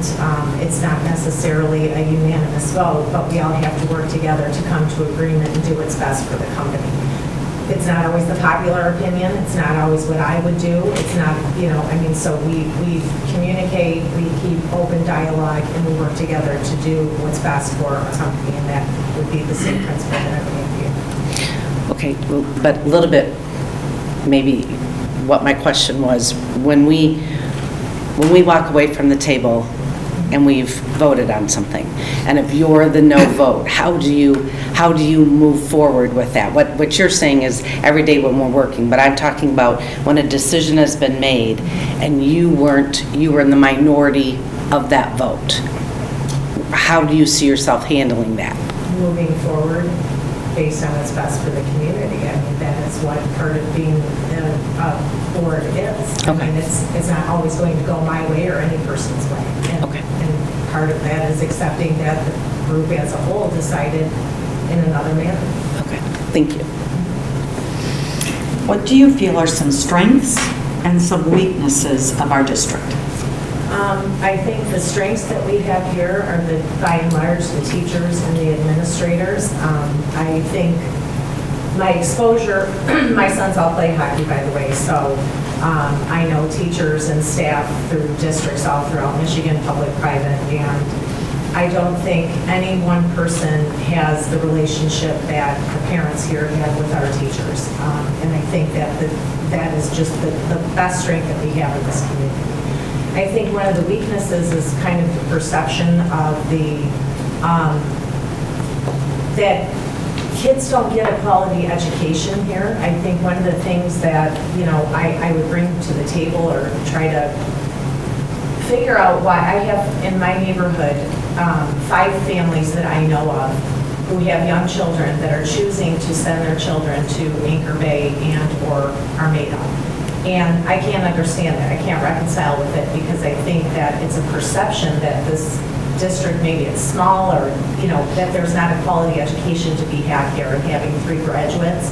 I know that it's absolutely not the choice, not the reality. Thank you.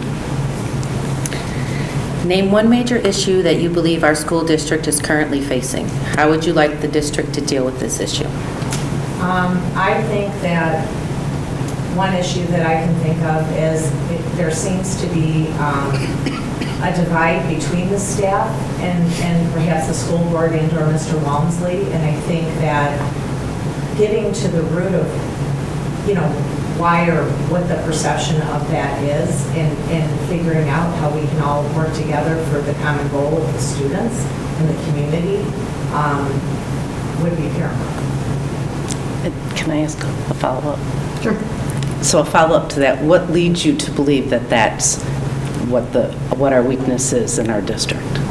Issue. Our issue, is that what it was? Sorry. Yeah. I have friends that were teachers that have left the district. I have parents that have conveyed some information that they've heard, and that's, basically in conversations that I've had with teachers. Thank you. All right, what is an area of concern you see regarding our students, and what are your thoughts or ideas on how we as a board can provide support and or solutions? I would have to say what Mr. Walmsley touched on earlier, which is the terrifying thing that every school parent and child is faced with now with school shootings. It sounds to me like with the night lock system and some of the other things and that have been discussed, and that would probably be the best path forward for the students. But I feel as a parent, to me, if I had a parent in lower elementary or middle school or high school at this point, that would be my biggest fear for my children, would be their safety.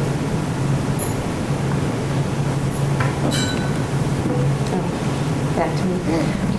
What are your thoughts on the current and the proposed budget for the school district, and how would you determine your budget priorities? So, in transparency, I don't have a lot of experience in that. I would have to educate myself, work with all of you to understand that. I do know the budget. I believe it was, 17 million, but it looked, the last time I saw it was upwards of 19 million. I think that working with everybody together to achieve the goals of the budget would be what I would do, but I would certainly need to educate myself more on that. Thank you. As a board, we strive to appoint people who are positively engaged with and informed about our school district. If we were to look into your social media, would we find you are someone who's positively engaged with things, issues concerning Richmond schools? For the most part, yes. I've been volunteering in this district, as I said, for 23 years. Was named the Richmond Business Partner of the Year as part of the CTE program.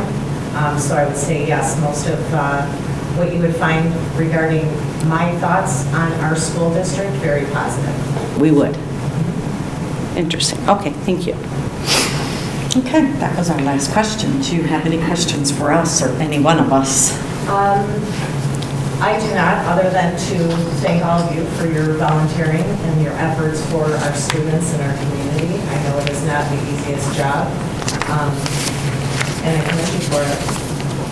Thank you. Can I ask one more question? Okay, if you do. Okay, so remember, if you ask one more question, you have to ask it of all four candidates, so write it down. Yeah, I will. Okay, that's good. Thank you. Yep, no problem. Okay, we're going to backtrack. Well, because I see a question on here that wasn't asked, so. To stay on the board after this appointment, you will need to be elected in the November 2022 election. Are you willing to run for this position? I am. I actually have checked into that with the clerk. I believe I have until June something or other to file my paperwork, and that is my intention. Thank you. Okay. We good now? Yep. Okay. Thank you. Thank you. Thank you for coming this evening. Pardon me? Am I to exit? No, you can stay and listen. Oh, okay. You're absolutely. Thank you. Are we let Jamie know? Okay. Next one, yes.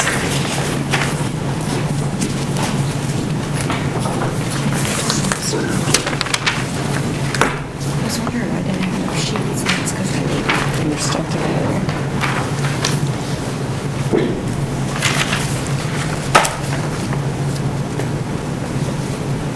Do some more signatures? Sure, while we're waiting, absolutely. Carol. Oh, I'm not buying a house right This one, there's 3 copies to sign, and here's the top one. There's just 1 copy here for you to sign.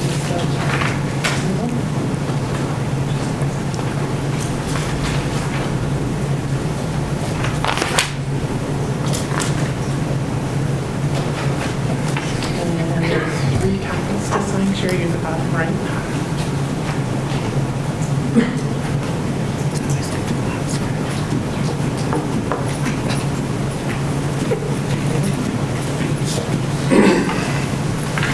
We're just signing some documents here, so.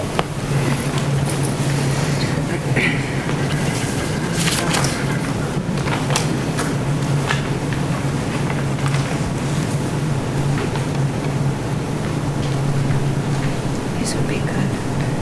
All passes, the teachers.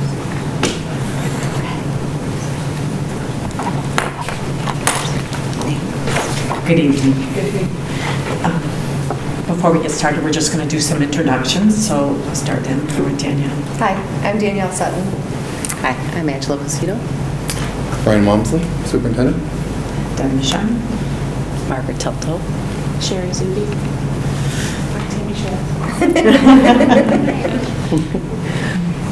So welcome. We have a series of questions, and I know you've been through this once before, so it's very similar. We're going to go through the same process, okay? So the first question is, tell us a bit about yourself, your background, and how are you connected to Richmond Community Schools? Okay. I've been born and raised here. I have a lot of pride in the Richmond Community Schools. I have 2 children in the elementary school. One will be a kindergartner and one will be in third grade next year. I feel like this can be my contribution back to the community. A perfect example of the pride that I have for our community is we had the Richmond Blue Devils tournament this weekend, and it goes from 8U up to 13U, and the entire town was up there. Even if the kids were knocked out of the tournament, they were standing, they were cheering on each other, and just a lot of compliments up at the concession stand about what a great community it was and how respectful they were. It was a great tournament this weekend. So that's a lot about our community and organization. So thank you. Why are you choosing to interview for this opening, and what experiences and skills and personal characteristics have prepared you to serve as a board member? First off, I'd like to say I don't have an agenda. As I said, I have 2 young children in the district, and I'm going to be around for a long time and be part of the success of the community. I've been a program manager in the aerospace industry for almost 13 years. My responsibilities include kicking off projects to a team of 15 people, establishing a budget and deadline for all departments, and working together to make sure our goals are met. On a daily basis, I communicate with the customer for any issues or information that is needed for my company to ensure we're both successful. My largest project to date is $4.2 million over a span of a year and a half. I believe my strengths are attention to detail, setting my team up for success from the beginning, listening and following through. I do not believe it's not part of my job. If there's an issue or concern, I'll do my research and I'll do whatever I can to help find a solution. Thank you.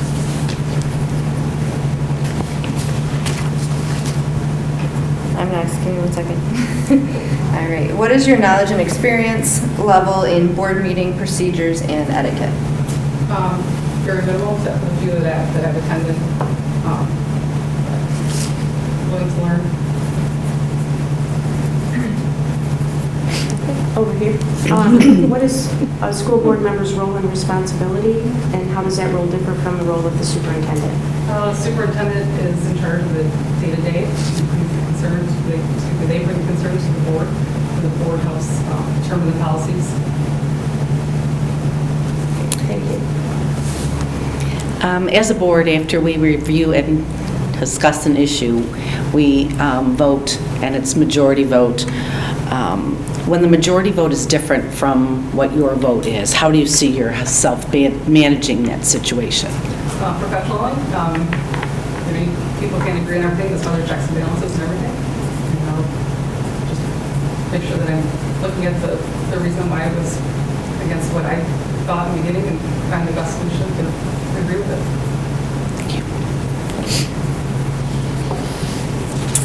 What do you feel are some strengths and some weaknesses of our district? My personal experience is, you talked earlier about the enrollment for preschool. It looks very promising for next year. Possibly finding a way to reduce some of that cost. Some of the local districts do have free preschool. I believe Acre Bay is one of them. Making it easier for new families to come to the community is one of them. The lunch breaks at the preschool are, my son personally eats lunch within 2.5 hours of being at school. By the time he gets home, he is completely famished. And, that's very hard on those young kids, eating within the first 2 hours of being at school for 7 hours. So.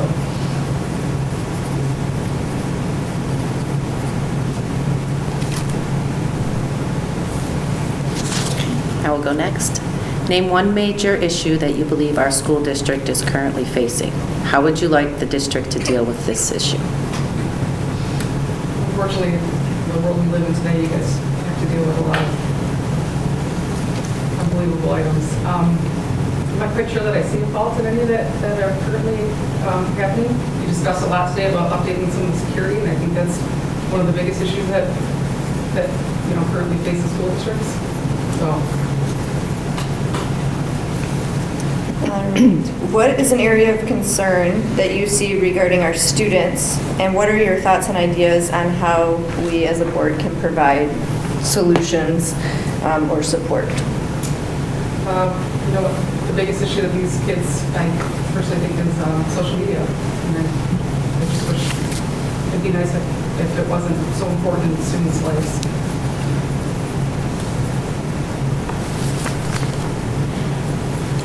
What are your thoughts on the current and the proposed budget for the school district, and how would you determine your budget priorities? Well, I was able to use some of it today, and I see that there's still some areas that need some concern. So unfortunately, I have to be able to dive into a little bit more to give you a little bit more of it. We'll give you that, obviously. So. Thank you. As a board, we strive to appoint people who are positively engaged with and informed about our school district. If we were to look into your social media, would we find you positively engaged with things and issues with respect to Richmond schools? I'm personally not a believer in social media. I post put pictures of my children on there. It's just not who I am. I believe in face-to-face conversation. I believe in creating my own opinions. So you will not say anything negative for me regarding our school district. Thank you. One more question. To stay on the board, you will need to be elected in the November 2022 election. Are you willing to run for this position? Yes. Okay. Do you have any questions for any one of us? Yes. As a school board, how do you know if your goals are being accomplished and your policies are being implemented?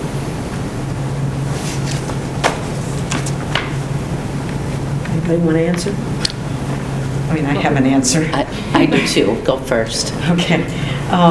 Some of it is through our discussion with Mr. Walmsley. We have, like the policy regarding field trips. Any overnight has to come here. We have to approve it. So a lot of it is just kind of some of that day-to-day stuff that has to come here. Okay. That we know our policies are being implemented. The evaluation is a policy. We know that, again, Mr. Walmsley will inform us, all the evaluations are done, or it's a policy that our teachers have to be certified. We get, a notice of all of our teachers, and make sure they're all certified. So for me, most of it's just having communications with what we do here, and or if I have a question, I call Mr. Walmsley and I ask him.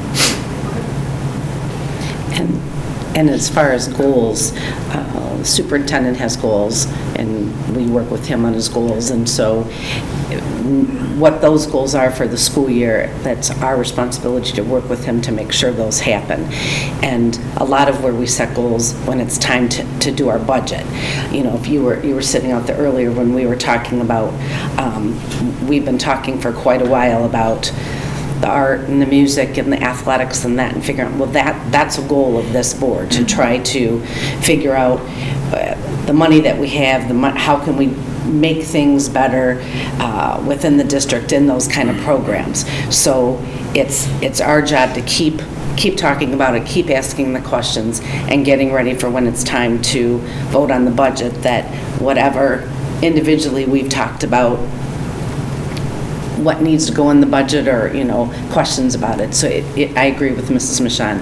It's truly keeping yourself informed, working, knowing what you're doing when you're sitting at the table, that you're ready when you come to the meetings, and asking questions of the superintendent to make sure. And you'll find there'll be people that'll ask you different policy. For instance, over the weekend, a question was asked of me about why don't we have an honor roll at the high school? Well, it's a good question. That's something that I'll ask the superintendent. So people will ask you, and so you just quite simply have to educate yourself, and he's the person to educate yourself, and then sitting at this table. Okay. Anybody else want to add anything? I also think our goals are the district goals. So that goal that's put out there, that we're going to meet whatever, or our goal is like testing, our scores, have they gone up? Those are our goals too. And so we get a lot of reports during that presentation section. So for me, if we're not meeting those goals, that's again then when we have that conversation with Mr. Walmsley to say, okay, we didn't meet our this goal for why or what are we doing to change it? So a lot of our stuff comes through again during that presentation section. Like we had the business one today, so we knew that started in the fall, that was a change. And this was their update. So I would have to say we're kept very informed here at the board level as far as meeting those district goals and policies. One other question I had, I did see that there was a student representative. Is that something that's currently in progress or will be in progress? I think that's a great idea to have. We stopped doing it during COVID, okay. And it's something we probably need to look at and bring back. Okay. And then that way Mr. Walmsley wouldn't have to do that portion of the meeting. He usually does it. But yeah, that is something we need to look at. We can have it, and like I said, it just got kind of sidetracked during COVID because we weren't having traditional meetings, so to speak. So yes. Just one final thing. I was in middle school when Mr. Slater started. Oh my goodness. Yeah, he's a little old. No. That makes us feel old. When we see kids or people come back and then you have their kids, then you really feel old. I was to that point. Thank you very much for coming tonight. We appreciate it.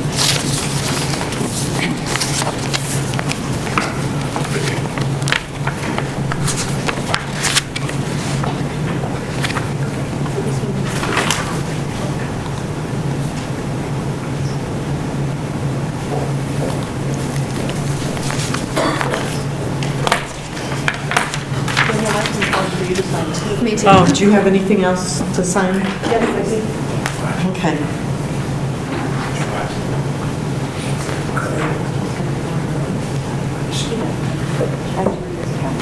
Please sign that.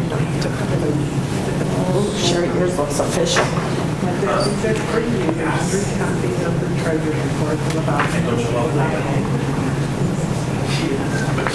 That one? Nope, there's one more. I just gave it to you. Hang on a minute. Theirs was on the bottom.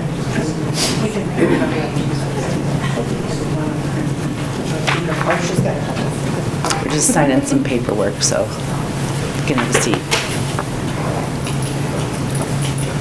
It's this time of year. There. It was warm in the beginning.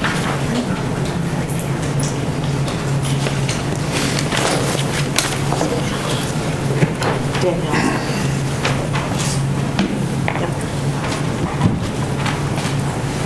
Good evening. My name's Deborah Michon, or Regina's Deb. We're going to start off by first introducing everybody on the board to you. I'm Danielle Sutton. Angela Placido. Brian Walmsley, Superintendent. Deb Michon. Margaret Telto. Sherry Zuby. They're not asking any questions. They're just sitting there. They're just along for the ride. Yeah. We have a series of questions, and then when we're done, you'll have an opportunity to ask us questions. Okay? First question. So tell us a bit about yourself, your background, and your connection to Richmond Community Schools. Okay, so my name is Candace Cunningham, and I have 2 children in Richmond schools. I'm a 6th grader this year and a 4th grader, and I grew up in Stone Heights. Graduated from Millage High School, I lived there too, and my husband grew up born and raised in Mackinac. So we chose more of a country feel lifestyle for our family, and so far, being from the city, I love this. I am all for it, and I'm super excited to be a part of it and have my children, have more of the community feel and less of a number. And the reason why I asked me why The next question is, so we'll give you a minute. I think You're good. okay. Thank you. Okay, I will go next. Why are you choosing to interview for this opening, and what experiences and skills and personal characteristics have prepared you to serve as a board member? So the reason why I'm here is because I have been a part of the school system to a degree, working with the elementary school and helping on the PTO and side and PTA side, and just got a feel for being in the schools and helping, and I want to do more for the community and help make decisions and be one of 7. And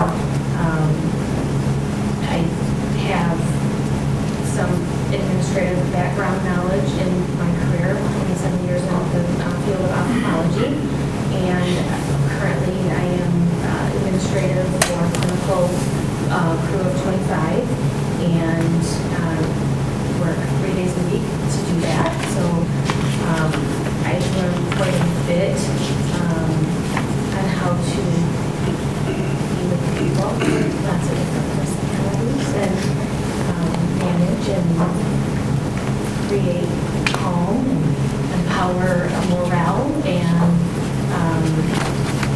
I feel like I might be a good service to helping me do that.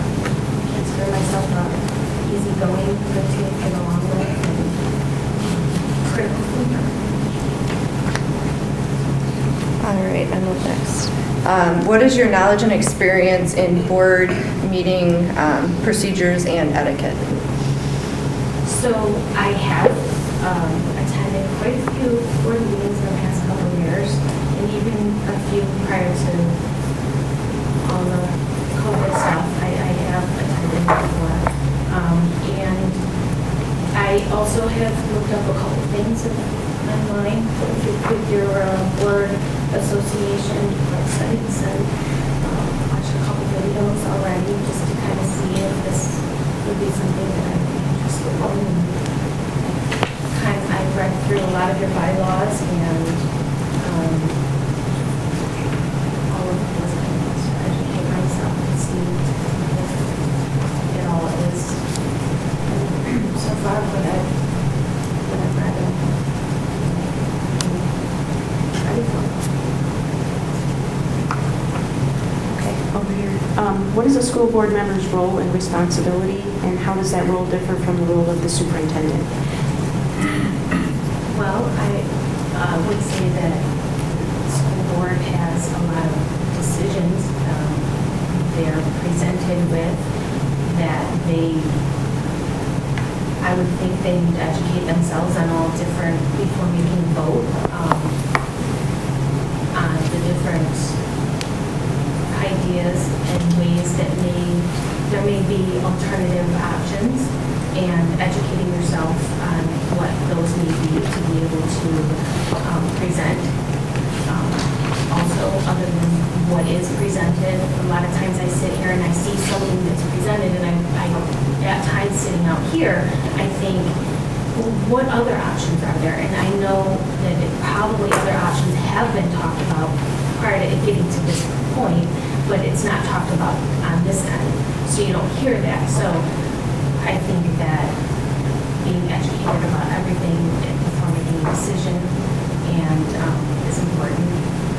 And I also understand that his goal is to kind of manage the teachers and the principals and all that. And you guys are more the decision makers when it comes to changing the policies and helping education. Thank you. After reviewing discussion on issues, the board operates by a majority vote. How do you see yourself handling a situation if you are not in that majority vote? Friendly, okay with it, because I would understand. I mean, we all have different reasons for why we think what we think, and based on, our interests and what, so I would be all right with that. I wouldn't hold anybody, grudges against anybody or anything like that. I realize that you are just one of 7, and obviously it would work best if we were all a team, but it's not always Yeah. You can still be a team, but not vote with everybody else. You can, yeah. Thank you. What do you feel are some strengths and some weaknesses of our district? Well, I think the strengths are the teachers. They're really amazing. I love their love for their students and the camaraderie that they have, and I think the parents of the community are also a strength. There are just so many caring parents out there that are very passionate, and they're willing to express it and step up, not just walk the walk, but talk, or not just talk the talk, but walk the walk along with it. With if we need to do fundraising for things or anything, I love that feel of our community. I think and this goes even for my job. Communication breakdown is always the root to all evil, and my biggest task at my job is creating communicative, procedures and policies, and just to get everybody on the same page. And when there's no communication, or there's a breakdown, that creates misinformation, disinformation, and I think that maybe there could be some of that maybe happening at times. Thank you. Amongst, and even in the schools, with the teachers and the parents and stuff like that. Thank you. Over here, name one major issue that you believe our school district is currently facing. How would you like the district to deal with the issue? Well, I think it's pretty obvious, politics, and what's going on currently, and the divide, and I think that maintaining communication and how you present things is key to that, because if you don't communicate, then you leave the window open for miscommunication, and again, communication. That's probably, so I think we are entering a very interesting time of our lives, and I know that it's tough to be in your position. All right, over here. What is an area of concern you see regarding our students? And what are your thoughts or ideas on how we as a board could support or come up with solutions for that area of concern? You know, as a parent now, I think that you want me to pick out some things that I saw throughout the year. I mean, it wouldn't be fair. We had COVID, so, but there could have been some more helpers in the classrooms. That was one thing. My daughter specifically, because of the past couple of years, she fell behind in math, and there was not extra pair of clothes in the 6th grade math this year. And that, I think, was a big disservice. But I'm very happy and with all the camp programs. I mean, that's just amazing and wonderful. And we're like awesome for doing those. I think that can help. And communication in the middle school. Since you're asking.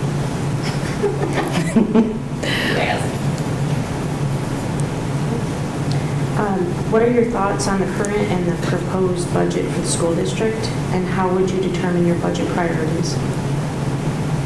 Well, preparing them for today's world of jobs, I think, is when they graduate, where are they, and also, you know, getting maybe more in line with the community colleges for more courses that we can maybe accept here that would prepare them or get them some college credits by the time they graduate here at the school, or maybe affiliating more with the local colleges, Blue Water, as well as just the home community. I think that that's huge for when we graduate. More technical skills. I think the technical field is huge in that community. Thank you. As a board, we strive to appoint people who are positively engaged with and informed about our school district. If we were to look into your social media, would we find you positively engaged with things or issues concerning our school district? I believe so, yes. I am vocal on my social media, but when it comes to Richmond Community Schools, I've always been very positive, very uplifting, because that's how I feel. So I have yet to really have any negative things to say. Specifically, and if I did, I would stand right here, as I have. As you have, yeah. So, Thank you. To stay on the board, you will need to be elected in the November 2022 election. Are you willing to run for a position? Thank you. Okay, do you have any questions for us? I will tell you, one of my goals would be to educate myself more on millages. I'm not 100% familiar with what all that is, so that would have been one of my weaknesses. I'm easy to trail off, just to understand those a little bit and how that works with the schools. And the educational part of things. And the reality is nobody knows that kind of stuff until they actually come and sit at the table. True, and you continue to learn. Yes. Yep. I work for this. I'm willing to learn. Okay. Yes, absolutely. I have already tried. Yep. I've been with the district 18 years, and when I got on board, and you can ask Mr. Walmsley, because I keep telling him this, I didn't know that. I didn't know that. I was in this district. So, yes, you learn a lot when you come up here. Because it's completely different. It is. It is. Yep. Okay. Well, and society is evolving, so things are changing. Okay, any other? Thank you guys for the opportunity. No, thank you. We appreciate you coming this evening. Okay, here we go. You're going to sit up here, Eric. I numbered them, so you knew. So, just so the board knows, that's a good idea. when you ask the question, Eric will turn the camera so you'll experience what a classroom teacher does. So you will be on camera so the candidate can see. So. Margaret put hers down. She's got my number. Right? You've got my number? Okay. All right. I don't have to have that up. Okay, so we need to get Haley up here. I know, you know what? What time is it? 3 a.m. That's what I was thinking. Earlier I looked and I Haley, thought, are you there? Is it speaker? wake up, Haley. Where's Haley The at? speaker's still on, right? Oh, there she is. Woo! Can you hear us, Haley? We can't hear her? We can't hear her. Haley, can you hear I us? think your audio is muted at the bottom. Oh. Hang on a minute. There we go. Haley, can you hear us? Okay. We can't hear her. But we can't hear her. Is the...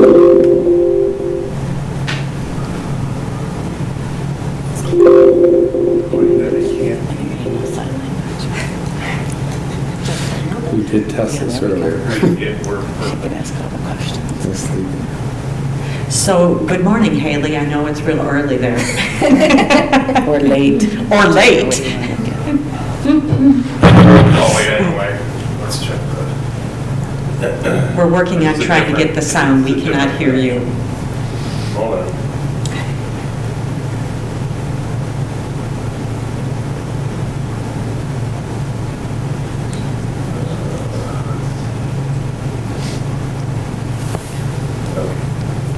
Haley, talk. No. Okay, try it now. We got you. There we go. Sorry about that. Perfect. Thank you so much for getting us set up. I really appreciate it. No, she is coming from Italy, so. Okay, so Haley, what we're going to do, we have a series of questions. Well, first off, let us introduce ourselves. So we're going to start down at that end. And hopefully, Mr. Lamont here is supposed to have the camera fixed so you can see us. Can you see it? Nobody's seeing Deb. You're just seeing me right now. No, don't turn it off. Oh, there we go. Oh, there we go. So you want to go 7. Okay. Go downward. 7. Start. So, okay, go ahead. Well, 7. obviously, this is Introduce Michonne, it. Deb They Michonne, just so we're going to go introduced that So way. 765. Okay, there we go. I'm Danielle Sutton. Angela Placido. Brian Walmsley, Superintendent. Deb Michonne. One more down. One more down. Sorry. Margaret Telto. Hello, Haley. Hi. Sherry Zuby. Okay, so what we're going to do, and I'm waiting for the camera to come back.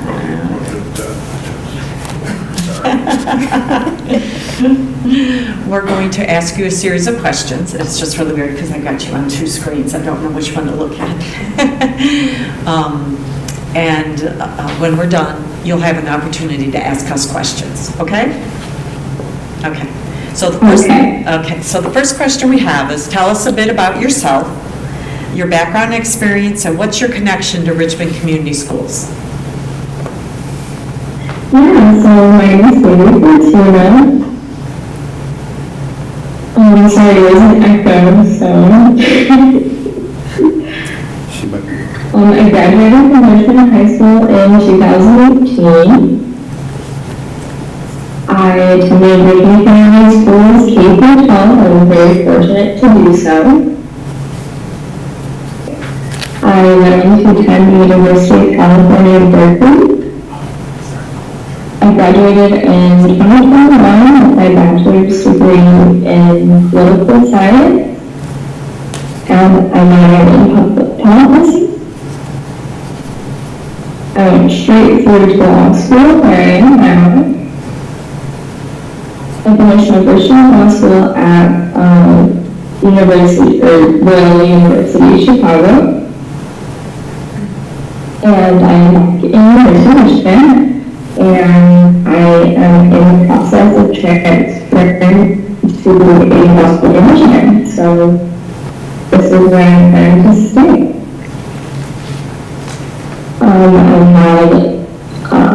That way back in high school, I had experience on the school board as the student representative. So I sat through 2.5 years of meetings. Like a lot of experience with that and the preliminary meetings and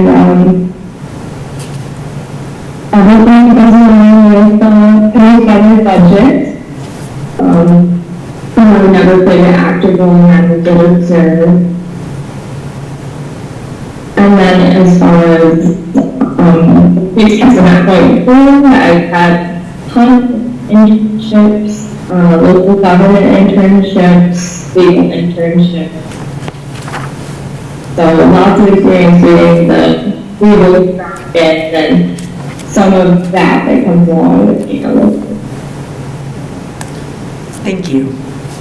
Okay, I will go next.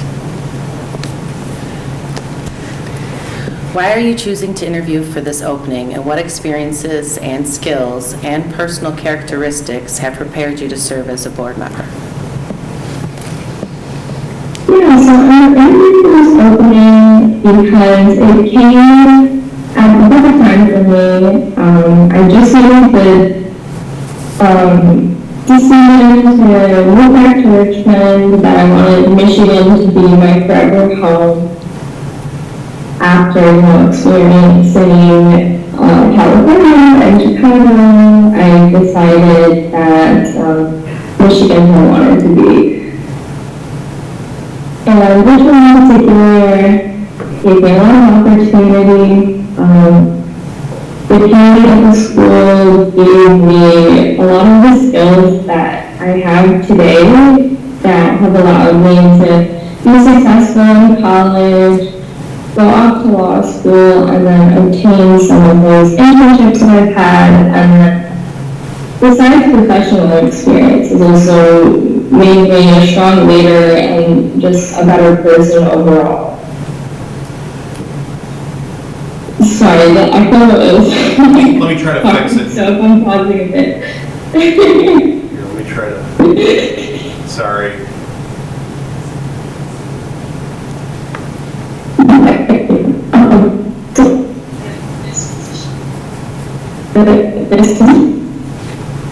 Not pulling out of the speaker. It should be going through here.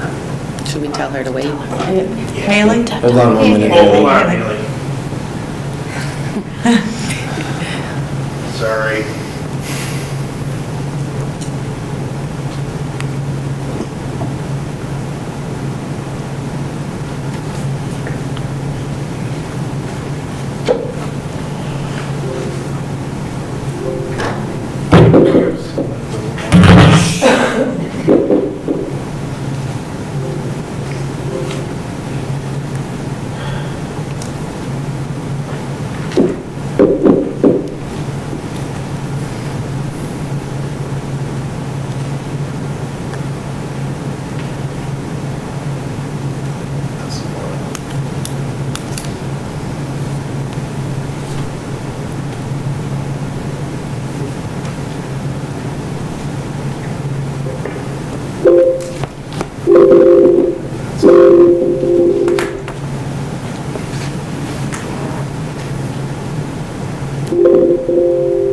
It keeps defaulting back to the overhead. Why don't I turn off mute the microphones just so you got the feedback? Yeah.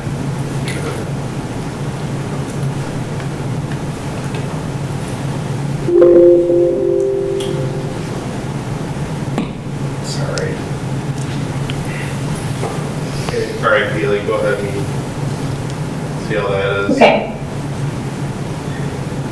So, yeah, when I was at Richmond, the community offered me a lot of support. I don't hear an echo.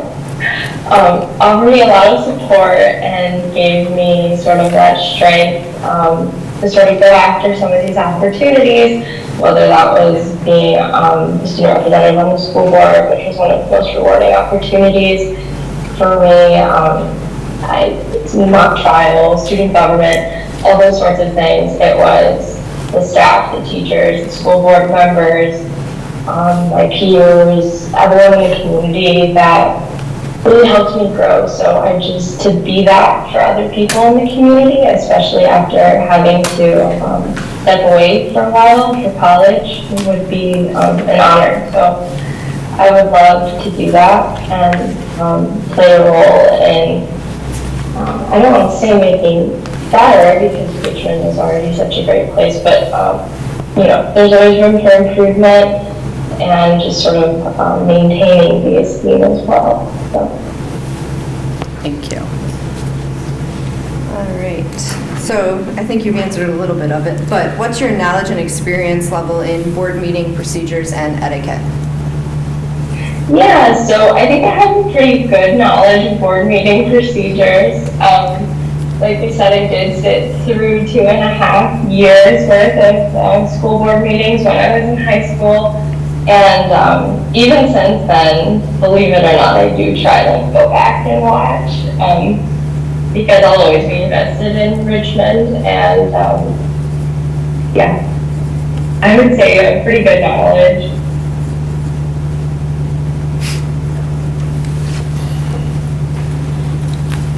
What is a school board member's role and responsibility, and how does that differ from that of the superintendent?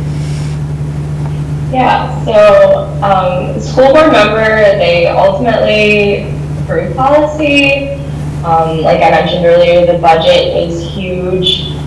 And that varies from the superintendent because the superintendent can propose policy, doesn't vote on the policy, and then the superintendent also does hiring decisions and day-to-day administration of the buildings, which is different of a school member. And I'm sure I'm minimizing Mr. Walmsley's daily work in that summary, but and then also it's important that school board member is elected by the community, so there's that service to the community aspect as well. Okay, thank you.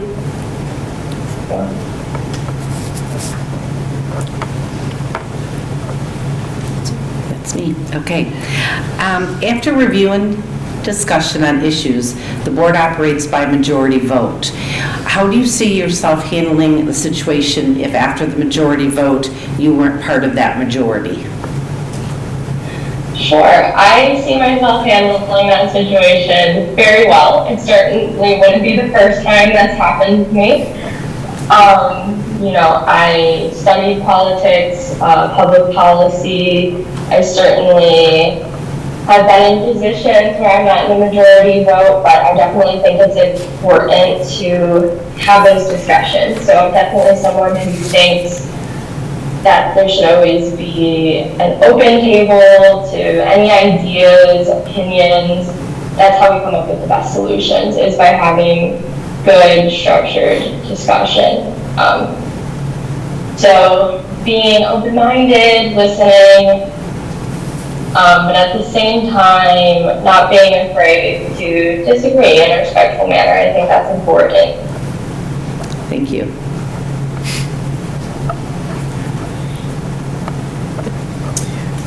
Haley, what do you think are some strengths and some weaknesses of our district? Sure, yeah, I think Richmond has a lot of great strengths.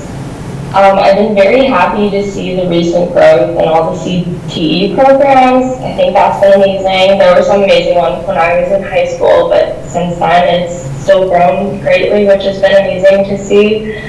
For example, I got to step into the Blue Devil Cafe, and it was an amazing experience. I was truly blown away by how professional it was ran, and I thought it was such an amazing learning experience.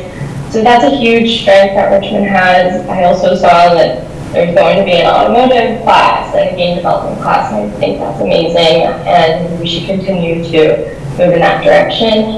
Of course, the teachers at Richmond are the best asset. They're so priceless. I've had countless teachers that have you know, sculpted the way for me to be where I am today, and I'll always be grateful. So Richmond definitely has staff unlike anything I've ever seen before that genuinely care. I think heart is probably the best way to sum up the biggest strength of Richmond, if I had to say. And then some weaknesses, I think that there's definitely room to improve with sort of professional skills development, and I don't know if that's class or workshops. So, for example, something that would have been really useful to me, I think, if I would have been introduced to it in high school, is sort of like a resume workshop. I had no idea what a resume was supposed to look like, or how that could be crafted for different career fields, job interviews. I know lots of people who just joined the workforce after high school. There's absolutely nothing wrong with that. And I think that job interviews would be a good thing to practice in high school. Cover letters, how to fill out a job application, things like that, I think would be useful to everybody. I would love to see a thriving theater arts program. But I'm sure everyone knew I would say something like that. I definitely miss times when the theater arts program worked in tandem with the choir and the band and the fine arts program, and it all ran. It was very cohesive. I would love to see that again at the district. And then another thing that's very near and dear to my heart is prioritizing students' mental health. I think that it's hard to be a high schooler, and it's hard to be a human being, and I think that it's important that we focus on mental health, especially for our high schoolers, and that could be as little as sharing resources. I know that we are limited by state legislation with what we can do, but I would love to look into what we can do, maybe even like self-care days or tips for stress during final season or things like that. So those are some areas I think we could improve on. Thank you. Over here again. Name one major issue that you believe our school district is currently facing. How would you like the district to deal with this issue? Yeah, so I did hear Mr. Walmsley talk about it earlier, and it's obviously something on the back of everyone's minds, and that's safety at school. And so that's not only an issue our district is facing, it's an issue every single school in the country is facing. Sorry, I'm trying not to get a little emotional. It definitely hits home. So I think one of the first steps in combating that issue goes back to what I said before, and it has to do with prioritizing students' mental health. So just making sure students always feel safe and like they have somewhere they can go and someone they can talk to. So that's definitely one of the biggest steps in combating that issue, and I think that's something that is very doable. That's something that we can do at the school board level, that we don't necessarily have to sit around and wait for our state legislatures, which we love to sit around and wait for them, right?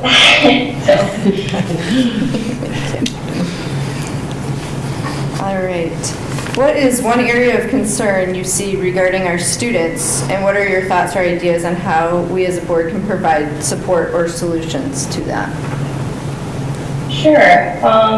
So I think one thing that is very daunting on our students is figuring out what to do after graduation. I think that's a really daunting decision for a 17 or 18-year-old to have to face. Filling out FAFSA applications if you decide college is the track. Figuring out which branch of military is best for you if that's your track, or which trade.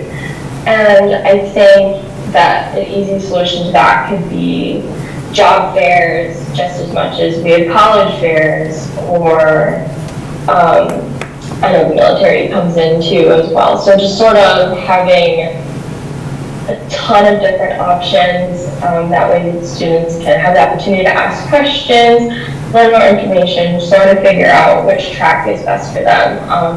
I know for me, figuring out sort of which track I belonged in, it was super helpful to talk to other people that were in those professions, and even tailoring that to law, which is very general and huge.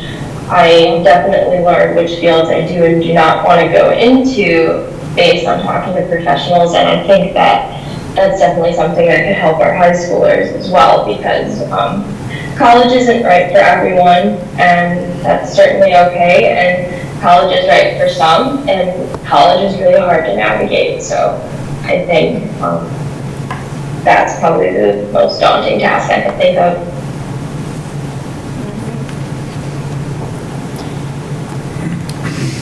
What are your thoughts on the current and the proposed budget for the school district, and how would you determine your budget priorities? Sure, yeah, the budget is definitely very tricky. I have looked over the current budget as well as listened earlier today. I was super thrilled to see that there's consideration for increasing the budget for our choir program.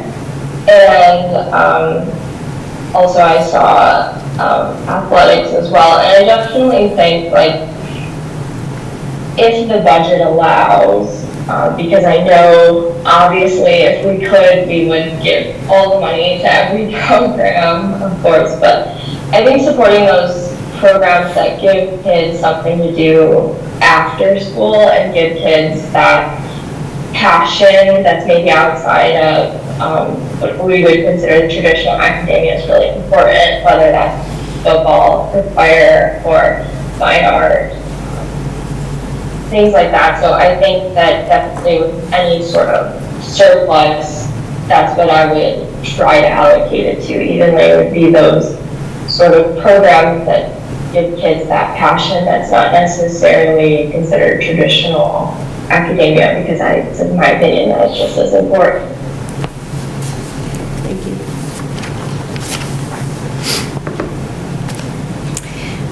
As a board, we strive to appoint people who are positively engaged with and informed about our school district.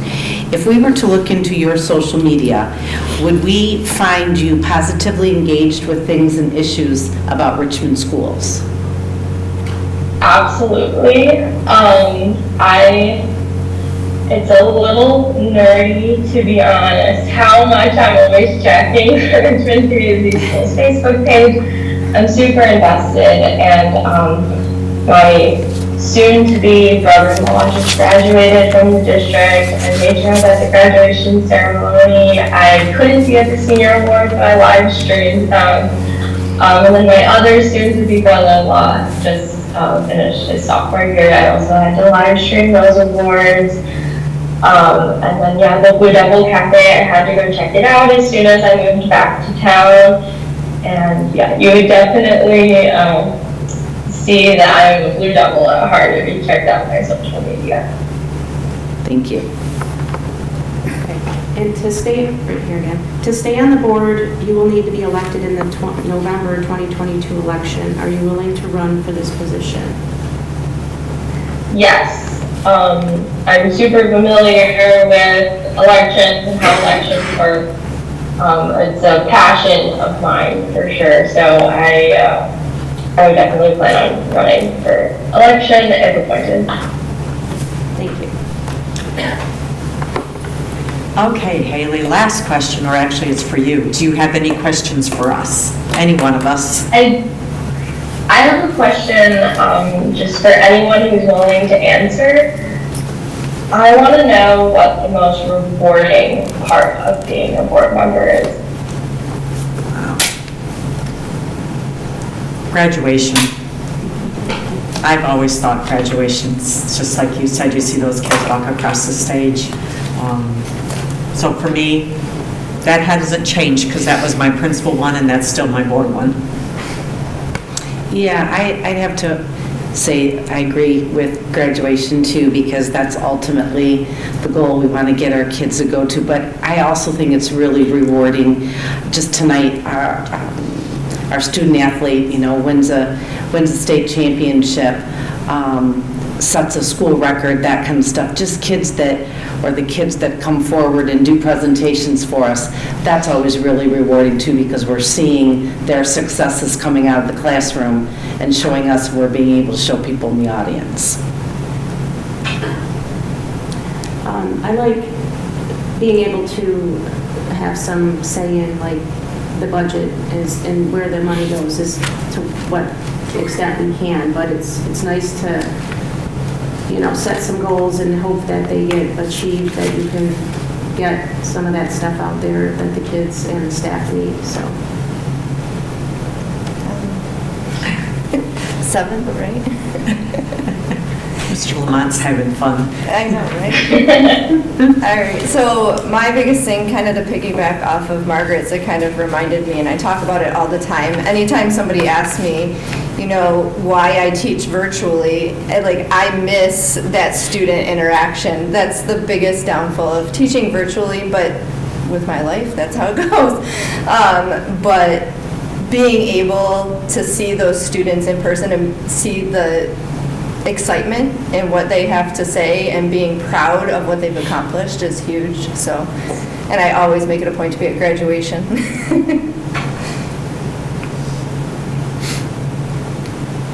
Go over here real quick, Eric.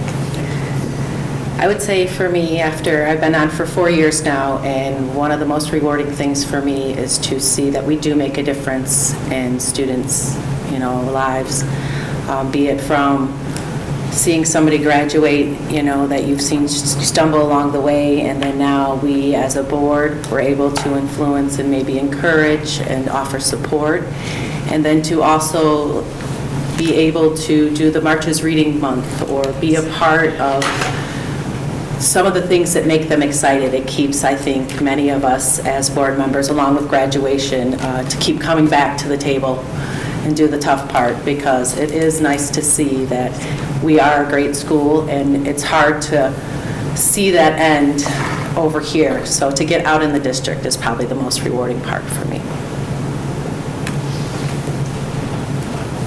Okay, Haley, any other questions?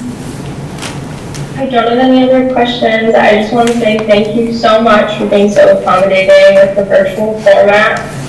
I really, really do appreciate it. I appreciate it so much. So thank you, everybody. No, thank you. Are you going to bed now? I have class pretty soon, so. Oh, my goodness. Well, I hope you got some sleep sometime. It was really nice seeing you. Thank you. You can leave her out. You can leave her out.